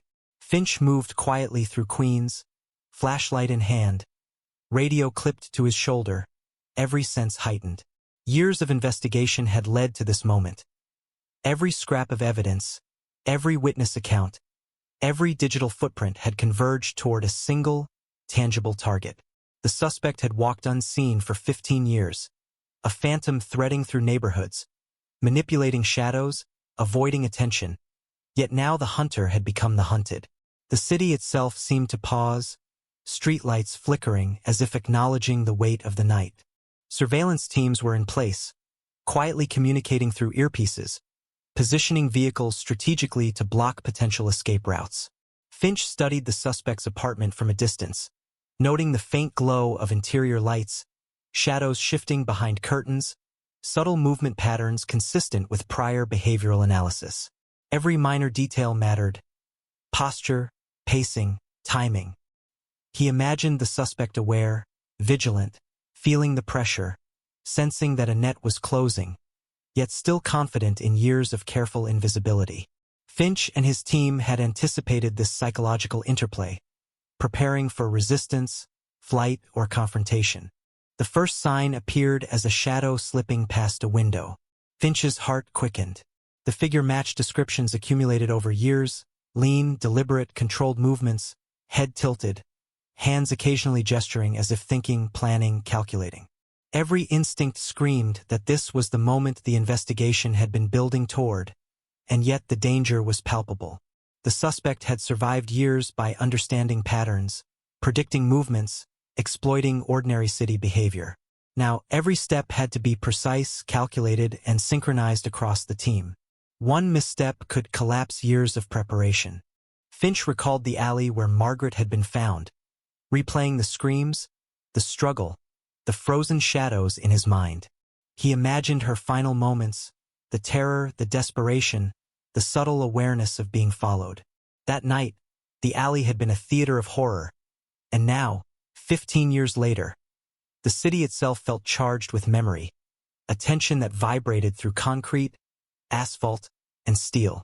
Every puddle reflected uncertainty. Every flickering neon sign cast long, ominous shadows. Every window a possible vantage point. Finch reminded himself, patience was essential, observation critical, precision paramount. Then came a movement near a secondary entrance. A delivery van, parked innocuously, engine off, but with faint vibrations suggesting recent use. Finch signaled quietly to the team, noting minor details. Tire scuff patterns, weight distribution, reflections of nearby lights. The suspect had predictable habits, yet he had been patient for years. Now, every routine step could be disrupted by coordinated action. Finch imagined the psychological pressure on the man. Familiar surroundings, altered patterns, unknown observers. The sudden awareness that invisibility had ended. Inside the apartment, the suspect moved cautiously, unaware of the converging forces outside. Finch traced behavioral patterns reconstructed from years of observation. Pacing near windows, adjusting lighting, monitoring street activity, subtle gestures betraying anticipation and control. The detective knew instinctively that the suspect's mind was precise, analytical, and methodical. Confrontation would require both strategy and mental acuity. Finch envisioned multiple outcomes: negotiation, compliance, flight, confrontation. Every scenario had been rehearsed, contingency plans laid, but unpredictability always lurked. Suddenly, a figure emerged from the shadows, approaching the van. Finch observed from a distance. Gait consistent, posture precise, head down, hands in pockets. Every step aligned with prior analysis. It was the first visual confirmation of the suspect in real time. Radios clicked softly as teams coordinated positions, ensuring escape routes were covered, observing peripheral angles, monitoring environmental factors. Finch's pulse raced.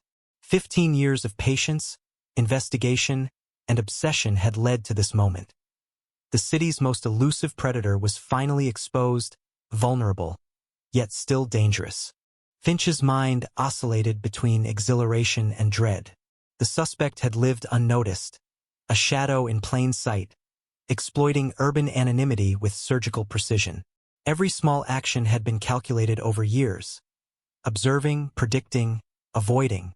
Yet now, convergence was unavoidable. The detective visualized approaching the suspect, voice calm but authoritative, body language controlling yet non-threatening. Teams positioned to respond instantly. Every second counted. Hesitation could unravel months of planning, years of investigation. Witness statements played through Finch's mind. The janitor hearing muffled movement, the delivery driver seeing the figure near the alley, neighbors recalling fleeting shadows, photographs showing subtle presence. Each memory confirmed what surveillance and forensics now aligned to reveal. A meticulous, patient, calculating mind, suddenly confronted by the persistence of justice. Finch felt the weight of responsibility. Margaret Kane's family, the city, and 15 years of investigation converged on this single, tense moment. The suspect approached the van, reaching inside, briefly exposed. Finch observed through binoculars. Hands revealed subtle signs of tension, fingers flexing, slight tremor perhaps, posture indicating awareness of observation. The team remained silent, radio channels muted, every breath deliberate. Finch imagined the psychological interplay. The suspect, aware of surveillance but unsure of scope. The detectives, controlling the perimeter yet anticipating resistance. Years of observation, analysis, and patient reconstruction culminated in these fleeting seconds, where outcome remained uncertain. Then, an unexpected maneuver. The suspect moved toward a side door, attempting to alter routine, a split-second deviation from the reconstructed pattern. Finch signaled quietly. Perimeter tightened, teams shifted, communication minimal but precise. The city itself seemed to pause, streets silent, lights reflecting in puddles, shadows shifting unpredictably. Every instinct, every calculation, every minute of preparation now tested in real time. The suspect had survived years through awareness. Yet now the convergence of observation, strategy, and technology closed the circle. A faint radio alert, thermal imaging detected movement consistent with prior profiles. Finch adjusted binoculars, confirming the suspect's position. Hand signals to the team synchronized actions. Intercept points, approach vectors, potential contingencies. Every detail rehearsed countless times, yet the unpredictability of human behavior remained. The detective felt the tension coiling like steel springs, ready to release. 15 years of investigation had led to these critical moments, where anticipation, patience, and precision would be tested against experience, intelligence, and cunning. As the suspect paused, seemingly scanning the environment, Finch noted subtle tells. Hesitation in stride, glance over the shoulder, a slight adjustment of hands. Behavioral analysis suggested heightened awareness, possibly fear, certainly calculation. Finch felt the weight of the moment. The convergence of physical evidence, witness accounts, forensic matches, and reconstructed behavior now met the reality of immediate confrontation. Margaret Kane's story, suspended for 15 years, was poised for resolution. The city outside remained a canvas of shadows and light, indifferent yet complicit, observing as the threads of investigation, patience, and meticulous analysis approached culmination. Finch's heartbeat matched the rhythm of the streets, flashing neon reflecting determination, dread, and anticipation. The suspect's silhouette, partially obscured, moved within a limited radius, every step under careful observation, every action within the predicted parameters. The net had closed, yet the final act remained unwritten, the tension electric, palpable, almost suffocating. And in those long, frozen moments, Finch understood the full scope of pursuit. 15 years of unanswered questions, decades of anticipation, the slow, relentless pressure of a city unwilling to forget. Every detail, every shadow, every minor clue had led to this instant, and the delicate balance between control and chaos now teetered on a knife's edge. The city, the detective, and the elusive figure poised on the precipice of exposure held their collective breath. As the long-awaited confrontation approached, a collision of patience, persistence, and inevitability that would finally begin to answer the questions that had haunted Queens for over a decade and a half. The night erupted in silent tension, streets frozen under the weight of anticipation. Finch's team moved in precise coordination, every motion rehearsed, every angle covered. Yet the air was electric with uncertainty. The suspect, unaware of the convergence surrounding him, continued his routine, a faint flicker of normalcy masking the danger that had closed in over 15 years. Every shadow, every flickering neon sign, every echo of footsteps had become part of a trap meticulously crafted to end years of terror. Finch observed from a distance, heartbeats synchronized with the city's pulse, watching the suspect pause near the secondary alley entrance. The van, engine off, lights dimmed, sat innocuously, hiding the meticulous web of surveillance and anticipation. Then, without warning, the suspect reached for the van door handle, the motion deliberate, cautious, unaware that every movement had been anticipated, analyzed, and predicted. Radios clicked softly, thermal imaging confirmed positions, and the team adjusted silently, inching closer with a synchronized grace that belied the urgency and danger. The first confrontation was psychological, subtle, silent. Finch watched as the suspect's posture shifted, the slightest tremor betraying awareness of observation. Years of careful planning had prepared him for scrutiny, yet he had not anticipated convergence of precision, patience, and technology executed with lethal clarity. Finch signaled a containment unit. Exit routes blocked, perimeter secured, surveillance converged. The city seemed to hold its breath as the predator, long invisible, realized the net was closing. The trap sprung with quiet inevitability. Then movement, a flash, a glance, a hesitant step. Finch felt the tension coil tighter. Years of obsession, surveillance, calculation, patience, all met the immediacy of exposure. The suspect hesitated, eyes darting, body shifting, the predator now aware of the hunt. Finch considered the psychology. Panic, recognition, strategy, fear. Every instinct honed over 15 years of investigation prepared him for the unknown response, anticipating resistance, flight, deception. The detective's mind ran through possibilities at lightning speed, synchronizing reality with rehearsed scenarios, every team member ready to react in fractions of a second. And then, the first shock. The suspect made a move toward the van's interior, retrieving an object, perhaps defensive, perhaps instinctive, perhaps intended as diversion. Finch signaled silently. Teams tightened positions. Radios transmitted only essential coordinates. The city seemed suspended in tension. Shadows stretched unnaturally long across wet asphalt, neon reflecting urgency and dread. Every detail mattered: angle, distance, posture, timing. The suspect had survived unnoticed for 15 years. But now, finally, he faced the inevitability of accountability. The second shock came in the suspect's recognition. Eyes narrowing, subtle tightening of jaw, hands momentarily frozen. He understood, as if sensing the culmination of years of observation, analysis, and pursuit. The predator recognized the inevitability of confrontation yet had not anticipated the precision of preparation, the layering of technology, witness accounts, and forensic evidence converging in real time. Finch observed carefully. Posture shifting, microexpressions, indicators of stress, anticipation, and rapid cognitive processing. Every subtle cue became a guide for the imminent action. The arrest unfolded with surgical precision. Finch and the tactical unit moved simultaneously, cutting off avenues of escape, projecting authority, yet minimizing unnecessary risk. The suspect hesitated, calculating, testing options, weighing outcomes.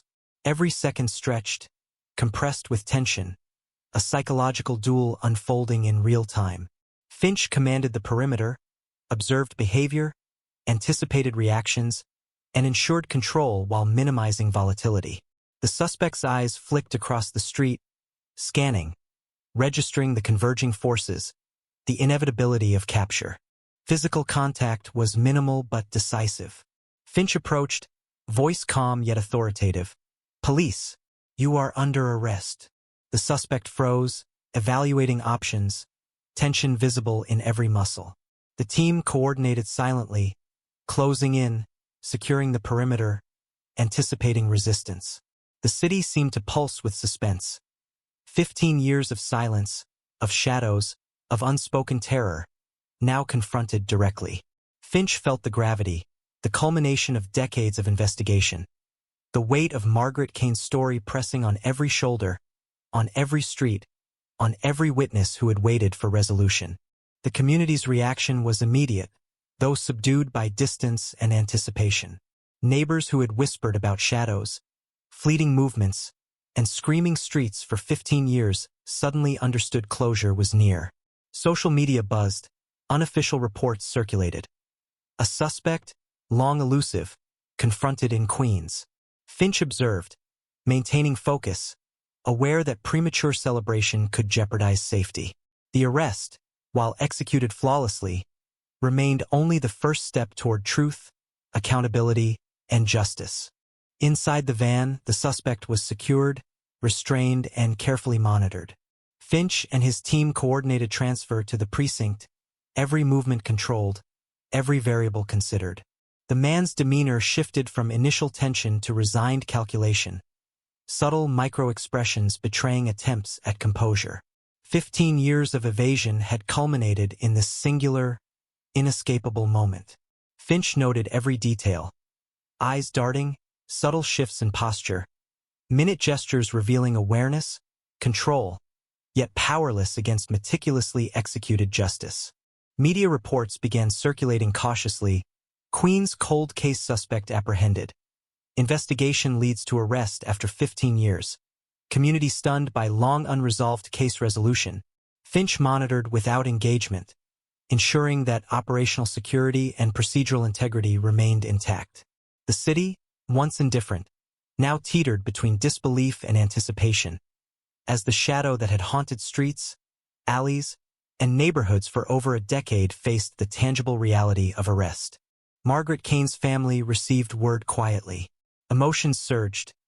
Relief, disbelief, anger, sorrow, hope. Finch briefed them carefully, explaining the procedure, ensuring comprehension, managing expectations. Years of unanswered questions now converged toward clarity, yet the emotional weight remained.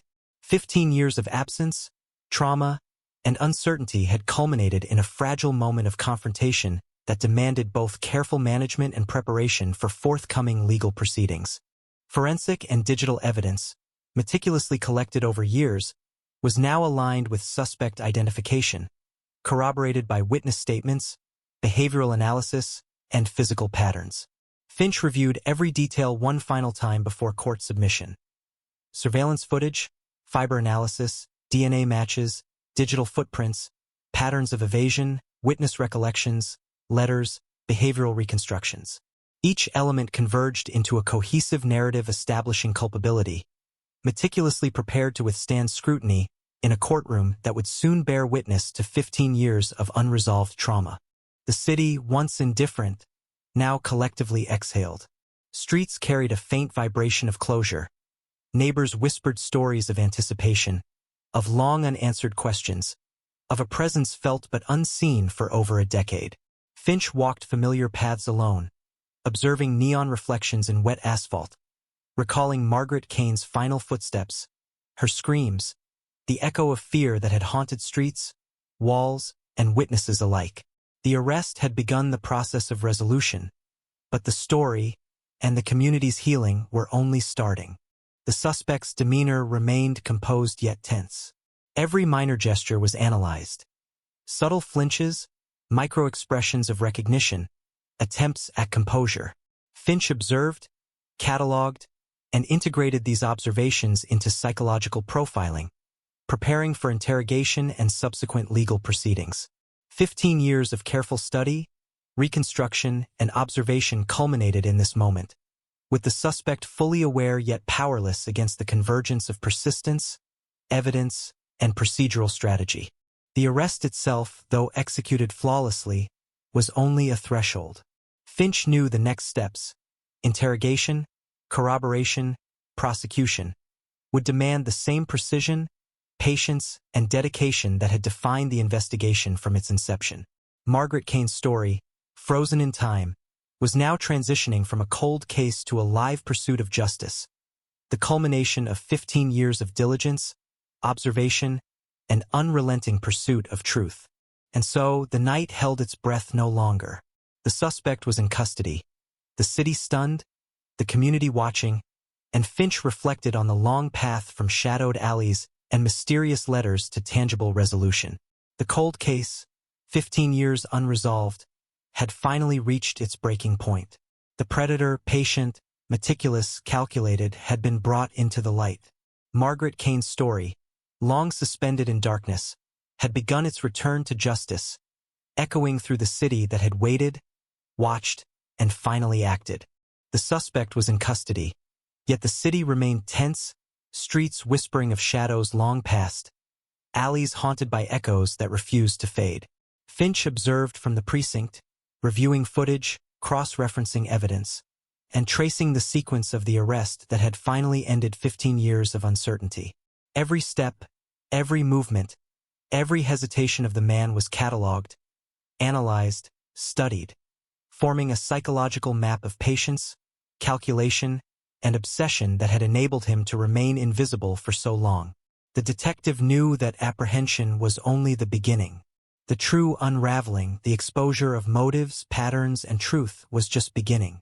The interrogation room was stark, fluorescent lights glaring, walls bare, a single table dividing predator from observer. Finch entered, notebooks in hand, evidence meticulously organized, each file a piece of a puzzle years in the making. The suspect sat, calm yet alert, posture deliberate, eyes scanning, aware of the scrutiny. Years of careful evasion had taught him vigilance, but now every action, every blink, every gesture was under precise observation.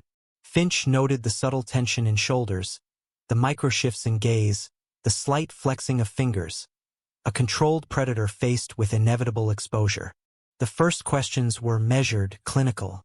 Finch began by reconstructing Margaret Kane's final night, presenting timelines, witness recollections, surveillance footage. The suspect's reactions were minimal but telling. Slight twitch, narrowed eyes, a micro-expression of recognition and calculation. Each response catalogued, cross-referenced against behavioral profiles built over decades of criminological research. It was as if years of patience, of careful evasion, now confronted the relentless weight of observation, and the detective could feel the psychological tension coiling, tightening with each exchanged word. Evidence was introduced methodically. Photographs, fiber samples, partial DNA matches, digital footprints, all aligned into a cohesive narrative of presence, planning, and execution. The suspect's subtle reactions betrayed awareness. Minute shifts, a slight flinch, controlled but visible indications of recognition.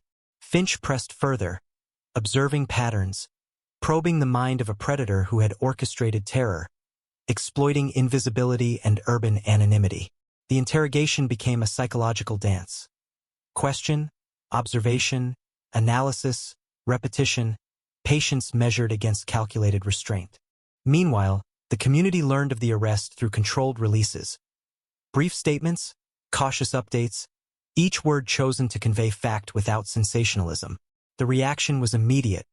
Shock, disbelief, vindication, and fear mingled in equal measure. Streets long haunted by whispers now carried cautious optimism. The predator had been identified, apprehended, and was under scrutiny. Residents revisited memories. Fleeting shadows, muffled screams, anomalies in everyday life, and realized the presence that had haunted them for over a decade had been tangible, patient, deliberate, and now finally constrained. Forensic evidence became a focal point. Fibers, partial DNA, traces of Margaret Kane's coat found in the suspect's apartment, letters received over the years, all cataloged, cross-referenced, validated. Finch reviewed every detail meticulously, ensuring integrity, confirming links, and anticipating challenges during legal proceedings. Each artifact of obsession, each trace of premeditation, now served as testimony, a narrative of planning, patience, and psychological control.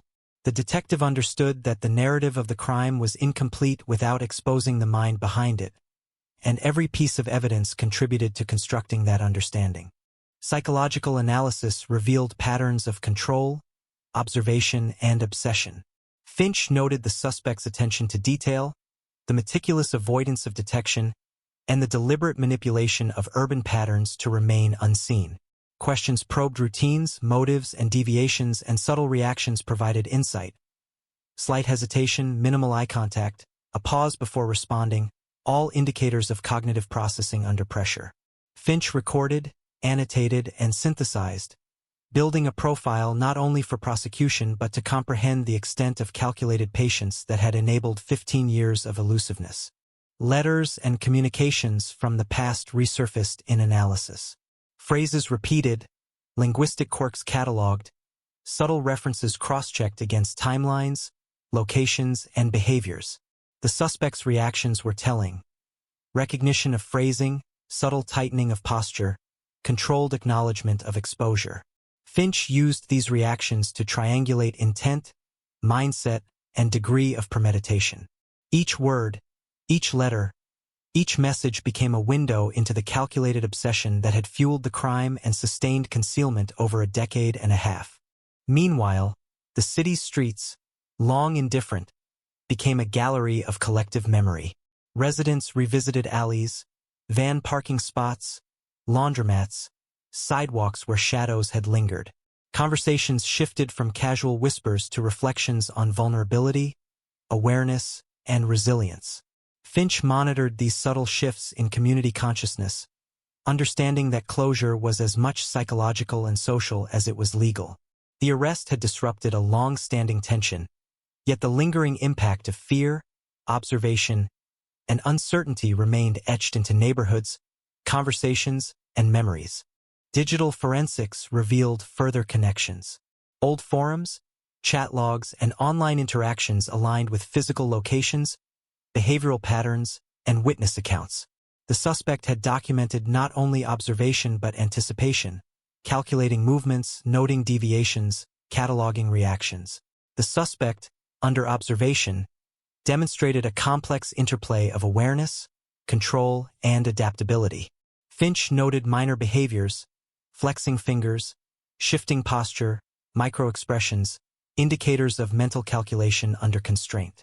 Questions were crafted to provoke subtle reactions without triggering defensive aggression. Each exchange revealed patterns, confirming hypotheses built over years of behavioral analysis.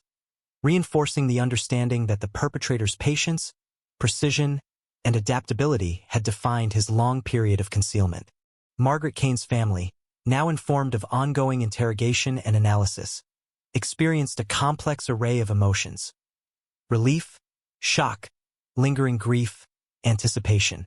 Finch facilitated communication carefully, balancing factual updates with procedural integrity. The psychological impact of 15 years without resolution was evident. Memories of fear, uncertainty, and loss intertwined with hope and vindication. The detective recognized that resolution would be gradual, that the narrative of justice would unfold not just in courtrooms, but in the collective consciousness of a community haunted for over a decade. As dawn approached, Finch reviewed every element: forensic correlations, witness testimony, behavioral observations, digital reconstructions, community accounts.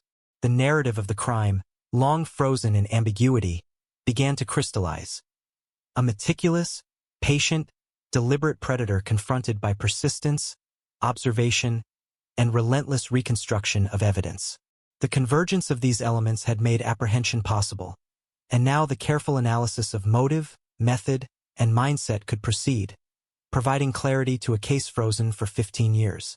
The city outside remained alive, streets pulsing with normalcy and memory simultaneously. Neighbors reflected on the events that had unfolded, stories of shadows, distant screams, and fleeting figures resurfacing in conversations. Finch walked familiar streets, reflecting on alleys, laundromats, van locations, and community whispers, noting how spaces once dominated by fear were now sites of tentative closure. The arrest and ongoing investigation into the suspect's mind, patterns, and evidence signified the beginning of resolution. Yet the shadows of memory, anticipation, and trauma persisted. For Finch, the weight of 15 years pressed as heavily as ever. Every clue traced, every behavioral pattern reconstructed, every witness recollection verified, culminated in the understanding of the suspect's meticulous and patient strategy. The interrogation and analysis continued, yet the narrative of Margaret Kane's final night, the predator's evasion, and the eventual confrontation had begun to coalesce into a structured understanding of events. The city, the detective, and the community bore witness to the transition from cold case to active, deliberate pursuit of justice. And so, the precinct remained alive with quiet energy, evidence reviewed, suspect monitored, psychological profiles refined. The narrative of terror, evasion, and patient observation unfolded in real time under Finch's scrutiny. The arrest had marked a threshold, but the ongoing work, the revelation of motive, method, and psychological insight, would define the resolution of a story suspended for 15 years. Margaret Kane's presence, absent yet omnipresent, lingered in every shadow, street, and reflection, guiding persistence toward truth, clarity, and justice. The courtroom was tense, the air thick with anticipation and unspoken memory. 15 years of shadowed streets, whispered warnings, and unanswered screams had led to this moment. Finch observed from the gallery, notebooks open, evidence meticulously organized, behavioral profiles ready for testimony. The suspect sat at the defense table, composed, almost eerily calm. Yet under the surface, tension rippled in small, deliberate movements. Fingers flexing, posture shifting, eyes darting subtly. Years of patient calculation had brought him here, but justice now loomed with a clarity he could not evade. The prosecutor began with timelines, mapping the night of Margaret Kane's disappearance, aligning witness accounts, digital evidence, and forensic analysis. Each photograph, fiber sample, and partial DNA match was presented with precise clarity, a narrative meticulously reconstructed over a decade and a half. Finch followed closely, noting every micro-reaction from the suspect. Slight tightening of lips, fleeting eye contact, subtle shifts in posture. The predator had been patient, methodical, invisible, but now every layer of concealment was peeled back under the unforgiving light of scrutiny. Witnesses recounted their experiences. A neighbor described fleeting shadows. A delivery driver remembered a van with doors left ajar. A street cleaner recounted muffled struggles and muffled pleas that had gone unheard for years. each testimony layered into a chilling tableau, a reconstruction of horror that had haunted Queens. The suspects' reactions were subtle but undeniable, micro-expressions, minute gestures betraying recognition, attempts to maintain control. The courtroom became a stage, each participant a thread weaving a narrative of patience, observation, and terror finally confronted by law. Forensic experts took the stand, detailing fiber analysis, DNA correlations, and material evidence from the suspect's apartment. Every trace connected him to Margaret Kane, reinforcing the narrative of meticulous planning, observation, and execution. Finch's notes tracked reactions, pauses, and involuntary micromovements. Eyes narrowing, hands flexing, subtle body shifts indicating awareness and recognition of the narrative being constructed. The meticulous patient-predator was now exposed to the scrutiny of both law and community, every detail scrutinized, every behavior cataloged. Digital evidence presented another layer. Old forums, chat logs, and communications referencing locations, routines, and anticipatory observations. The suspects' calculated monitoring, anticipation of movement, and methodical planning were laid bare. Finch noted the psychological impact. Even in a controlled courtroom setting, patterns revealed behavior, thought processes, and cognitive strategies that had enabled evasion for over a decade. The predator's mind, long hidden in shadows, was now dissected with precision, exposing years of meticulous calculation to the relentless pursuit of truth. The community watched, riveted by media coverage, each report conveying the gravity of events that had unfolded over 15 years. Streets once haunted by fleeting shadows and distant screams were now filled with a complex mixture of relief, fear, and fascination. Finch observed the impact. Residents reflecting on memory, fear, and survival, understanding finally that the predator had been among them, calculated, patient, deliberate. Closure, though partial, began to take root. Yet the weight of trauma, anticipation, and terror lingered in the collective consciousness. Defense attorneys attempted to challenge evidence, questioning timelines, witness reliability, and forensic interpretations. Finch observed carefully, noting the subtle flickers of tension in the suspect's posture, the slight flexing of hands, the micro-adjustments in seating. The predator's patience had been remarkable, but now faced procedural scrutiny that demanded truth and accountability. Each cross-examination reinforced the narrative of evasion, observation, and meticulous premeditation, highlighting the calculated nature of a mind that had remained invisible for 15 years. Finch's own testimony was precise, clinical, unwavering. He recounted investigation methods, behavioral analysis, surveillance coordination, forensic correlations, and psychological profiling. Every observation was cross-referenced, every reaction noted, every minor gesture of the suspect interpreted as part of a pattern built over years of patient evasion. The courtroom was silent except for the rhythm of procedural exposition, punctuated by occasional reactions. Gasps, murmurs, subtle shifts in posture, the undeniable tension of confrontation between decades-long pursuit and patient calculation. Letters and communications from years prior were introduced, linguistic patterns analyzed, and behavioral consistencies highlighted. Finch explained microbehaviors, anticipatory strategies, and repetitive patterns that had enabled evasion. The suspect's subtle responses were cataloged. Fleeting eye contact, controlled microexpressions, deliberate gestures, evidence of awareness and calculation. Each revelation reinforced the narrative. Patient planning, meticulous observation, and deliberate evasion over 15 years, now confronted with structured justice and procedural clarity. The emotional weight was palpable. Margaret Kane's family sat in the gallery, faces a mix of anticipation, fear, and tentative hope. Finch observed their reactions, noting micro-expressions, shifts in posture, subtle tremors of emotion. 15 years of uncertainty, trauma, and unanswered questions pressed upon them. Yet the courtroom proceedings, methodical and deliberate, began to offer the first sense of clarity, the possibility of resolution, the tangible acknowledgement of their suffering and the predator's accountability. Media coverage amplified the impact. Reports detailed reconstruction of events, forensic findings, and psychological profiles, emphasizing the meticulous planning and patient evasion of the suspect. The community's fascination mingled with horror. The predator had been ordinary, invisible, embedded in daily life, yet calculated in terror, now exposed to public scrutiny, procedural rigor, and moral accountability. Finch noted that collective awareness and societal reflection were part of the resolution, extending justice beyond the courtroom into the consciousness of a city that had endured years of hidden fear. The prosecution meticulously presented patterns of behavior: surveillance, observation, anticipation, and control. Every testimony, photograph, fiber analysis, and witness recollection reinforced the narrative. A patient predator executed a carefully constructed plan, maintaining invisibility for over a decade.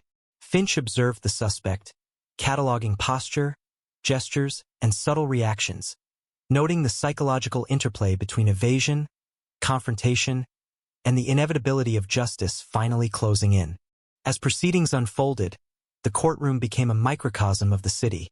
Shadows and light, memory and revelation, anticipation and dread, all converging on the realization of accountability. Finch reflected on years of investigation, meticulous reconstruction, and persistent observation, understanding that this moment represented both culmination and beginning.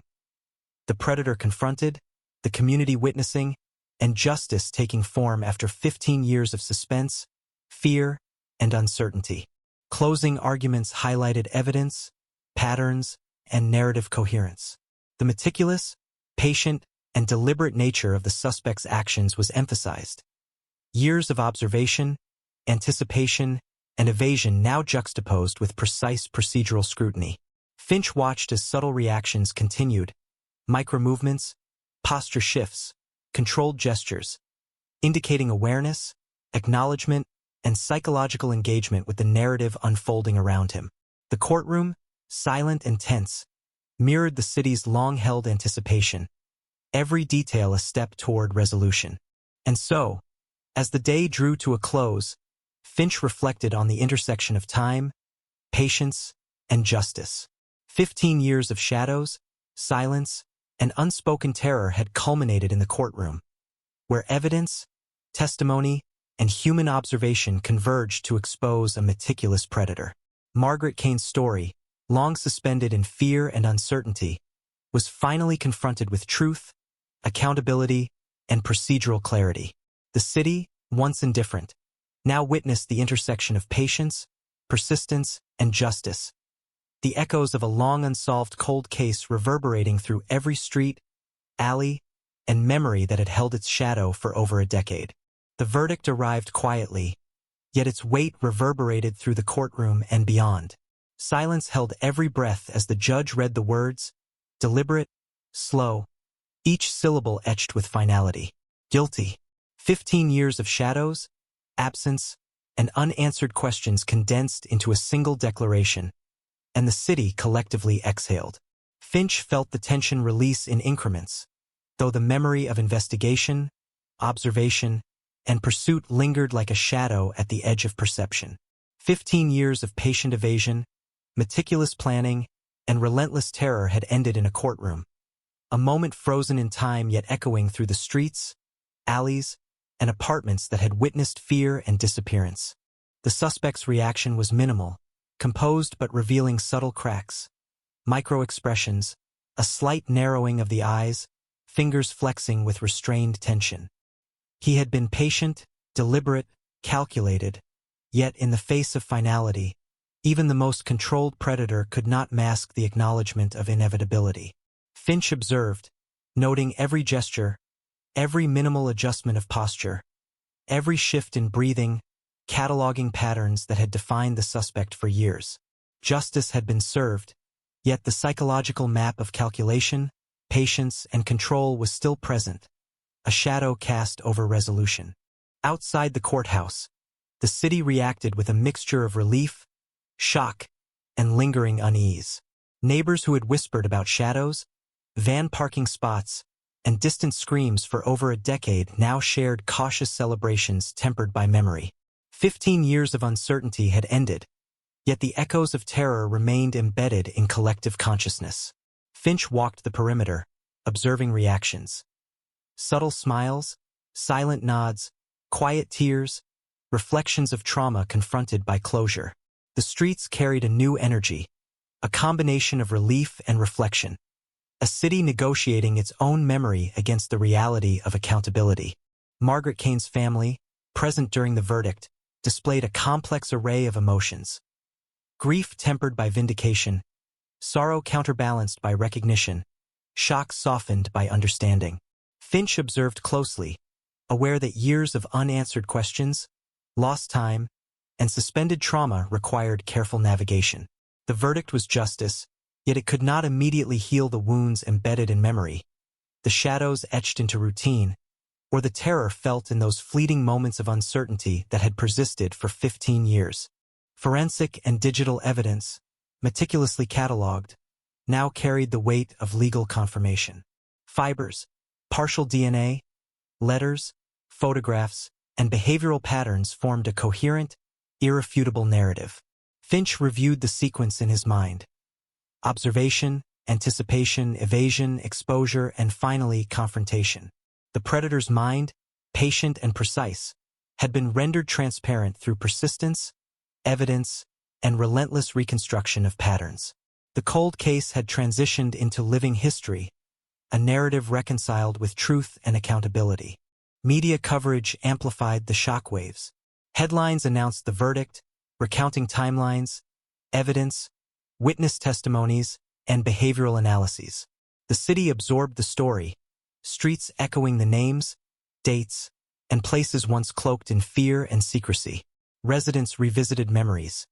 Fleeting shadows, muffled screams, a van parked out of place. Finch noted subtle reactions. Acknowledgement, relief, lingering tension, collective processing of fear transformed into closure. 15 years of suspense had condensed into a moment, yet the residual impact persisted in the city's consciousness. Community meetings, casual conversations, and social interactions reflected the lingering psychological impact. Residents shared stories, reflections, and memories previously unspoken. Finch observed that closure was not immediate. It was cumulative, a process woven into the narrative of streets, alleys, and daily life. The arrest and verdict provided tangible resolution, yet the shadows of fear, anticipation, and trauma remained embedded in memory, slowly yielding to acknowledgement, processing, and reflection. In the precinct, Finch cataloged final reports, cross-referenced evidence, and prepared documentation for historical and legal records. Every fiber, photograph, and behavioral analysis was archived, not just for court, but as a testament to persistent investigation, meticulous reconstruction, and the patient pursuit of truth. The detective reflected on the trajectory. 15 years of evasion, observation, anticipation, confrontation, and final judgment, each step reinforcing the delicate balance between patience, evidence, and justice. Letters, messages, and digital communication analyzed during interrogation were now part of the official record. Linguistic patterns, phrasing, and behavioral consistencies were documented as indicators of deliberate calculation. Finch reviewed them carefully, noting the intersection of psychology and premeditation, understanding that the narrative of patience, control, and anticipation had finally been rendered explicit, visible, accountable.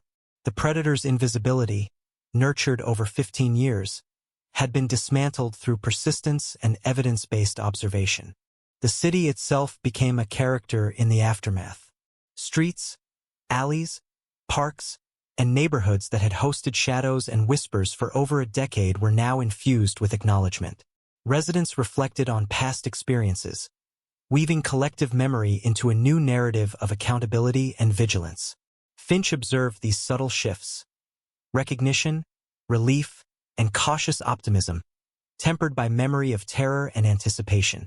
The cold case, once an open wound in the city's consciousness, now became a defined chapter in history, its resolution marking a transition from fear to comprehension. The suspect, now facing sentencing, exhibited restrained acknowledgement of consequences. Finch observed body language, micro-expressions, and posture. Subtle recognition of finality, a controlled demeanor masking inner processing of inevitability. Years of patient calculation had led to this juncture, yet even the most deliberate predator could not escape the psychological weight of accountability, nor the collective witness of a community whose memory and observation had survived despite fear and uncertainty. Margaret Kane's legacy became tangible in community reflection. Stories were shared, streets re-examined, vigilance renewed. Finch noted the interplay between memory, evidence, and societal consciousness. The city remembered, the predator faced consequence, and the narrative of a cold case resolved embedded itself into communal awareness. 15 years of silence and terror were transformed into documented truth, procedural clarity, and collective understanding. Finally, Finch walked the streets once haunted by absence and fear. Neon reflections in puddles mirrored memory, shadows whispered of anticipation, and the city exhaled a complex breath, relief, reflection, and acknowledgement. 15 years of investigation, observation, and patient pursuit had culminated in accountability. Justice, though delayed, had arrived, and the narrative of Margaret Kane, once suspended in fear and uncertainty, was now anchored in truth, consequence, and communal recognition. The cold case, long unresolved, now existed as both historical record and cautionary tale. Evidence, testimony, and psychological analysis provided closure, yet the echoes of terror remained imprinted on streets, neighborhoods, and collective consciousness. Finch reflected on the journey: patient pursuit, meticulous reconstruction, confrontation, and final judgment. 15 years of absence and uncertainty had yielded resolution, yet the shadows of memory and anticipation lingered, quietly reminding the city of vigilance, persistence, and the delicate balance between fear and justice. And so, as the city resumed its rhythm, Finch understood the full scope of resolution. Not just apprehension, not just verdicts, but acknowledgement, processing, and communal reconciliation. Margaret Kane's story, once suspended in uncertainty, had transitioned into clarity, accountability, and collective memory, leaving a city forever marked by shadows, patience, and the relentless pursuit of justice.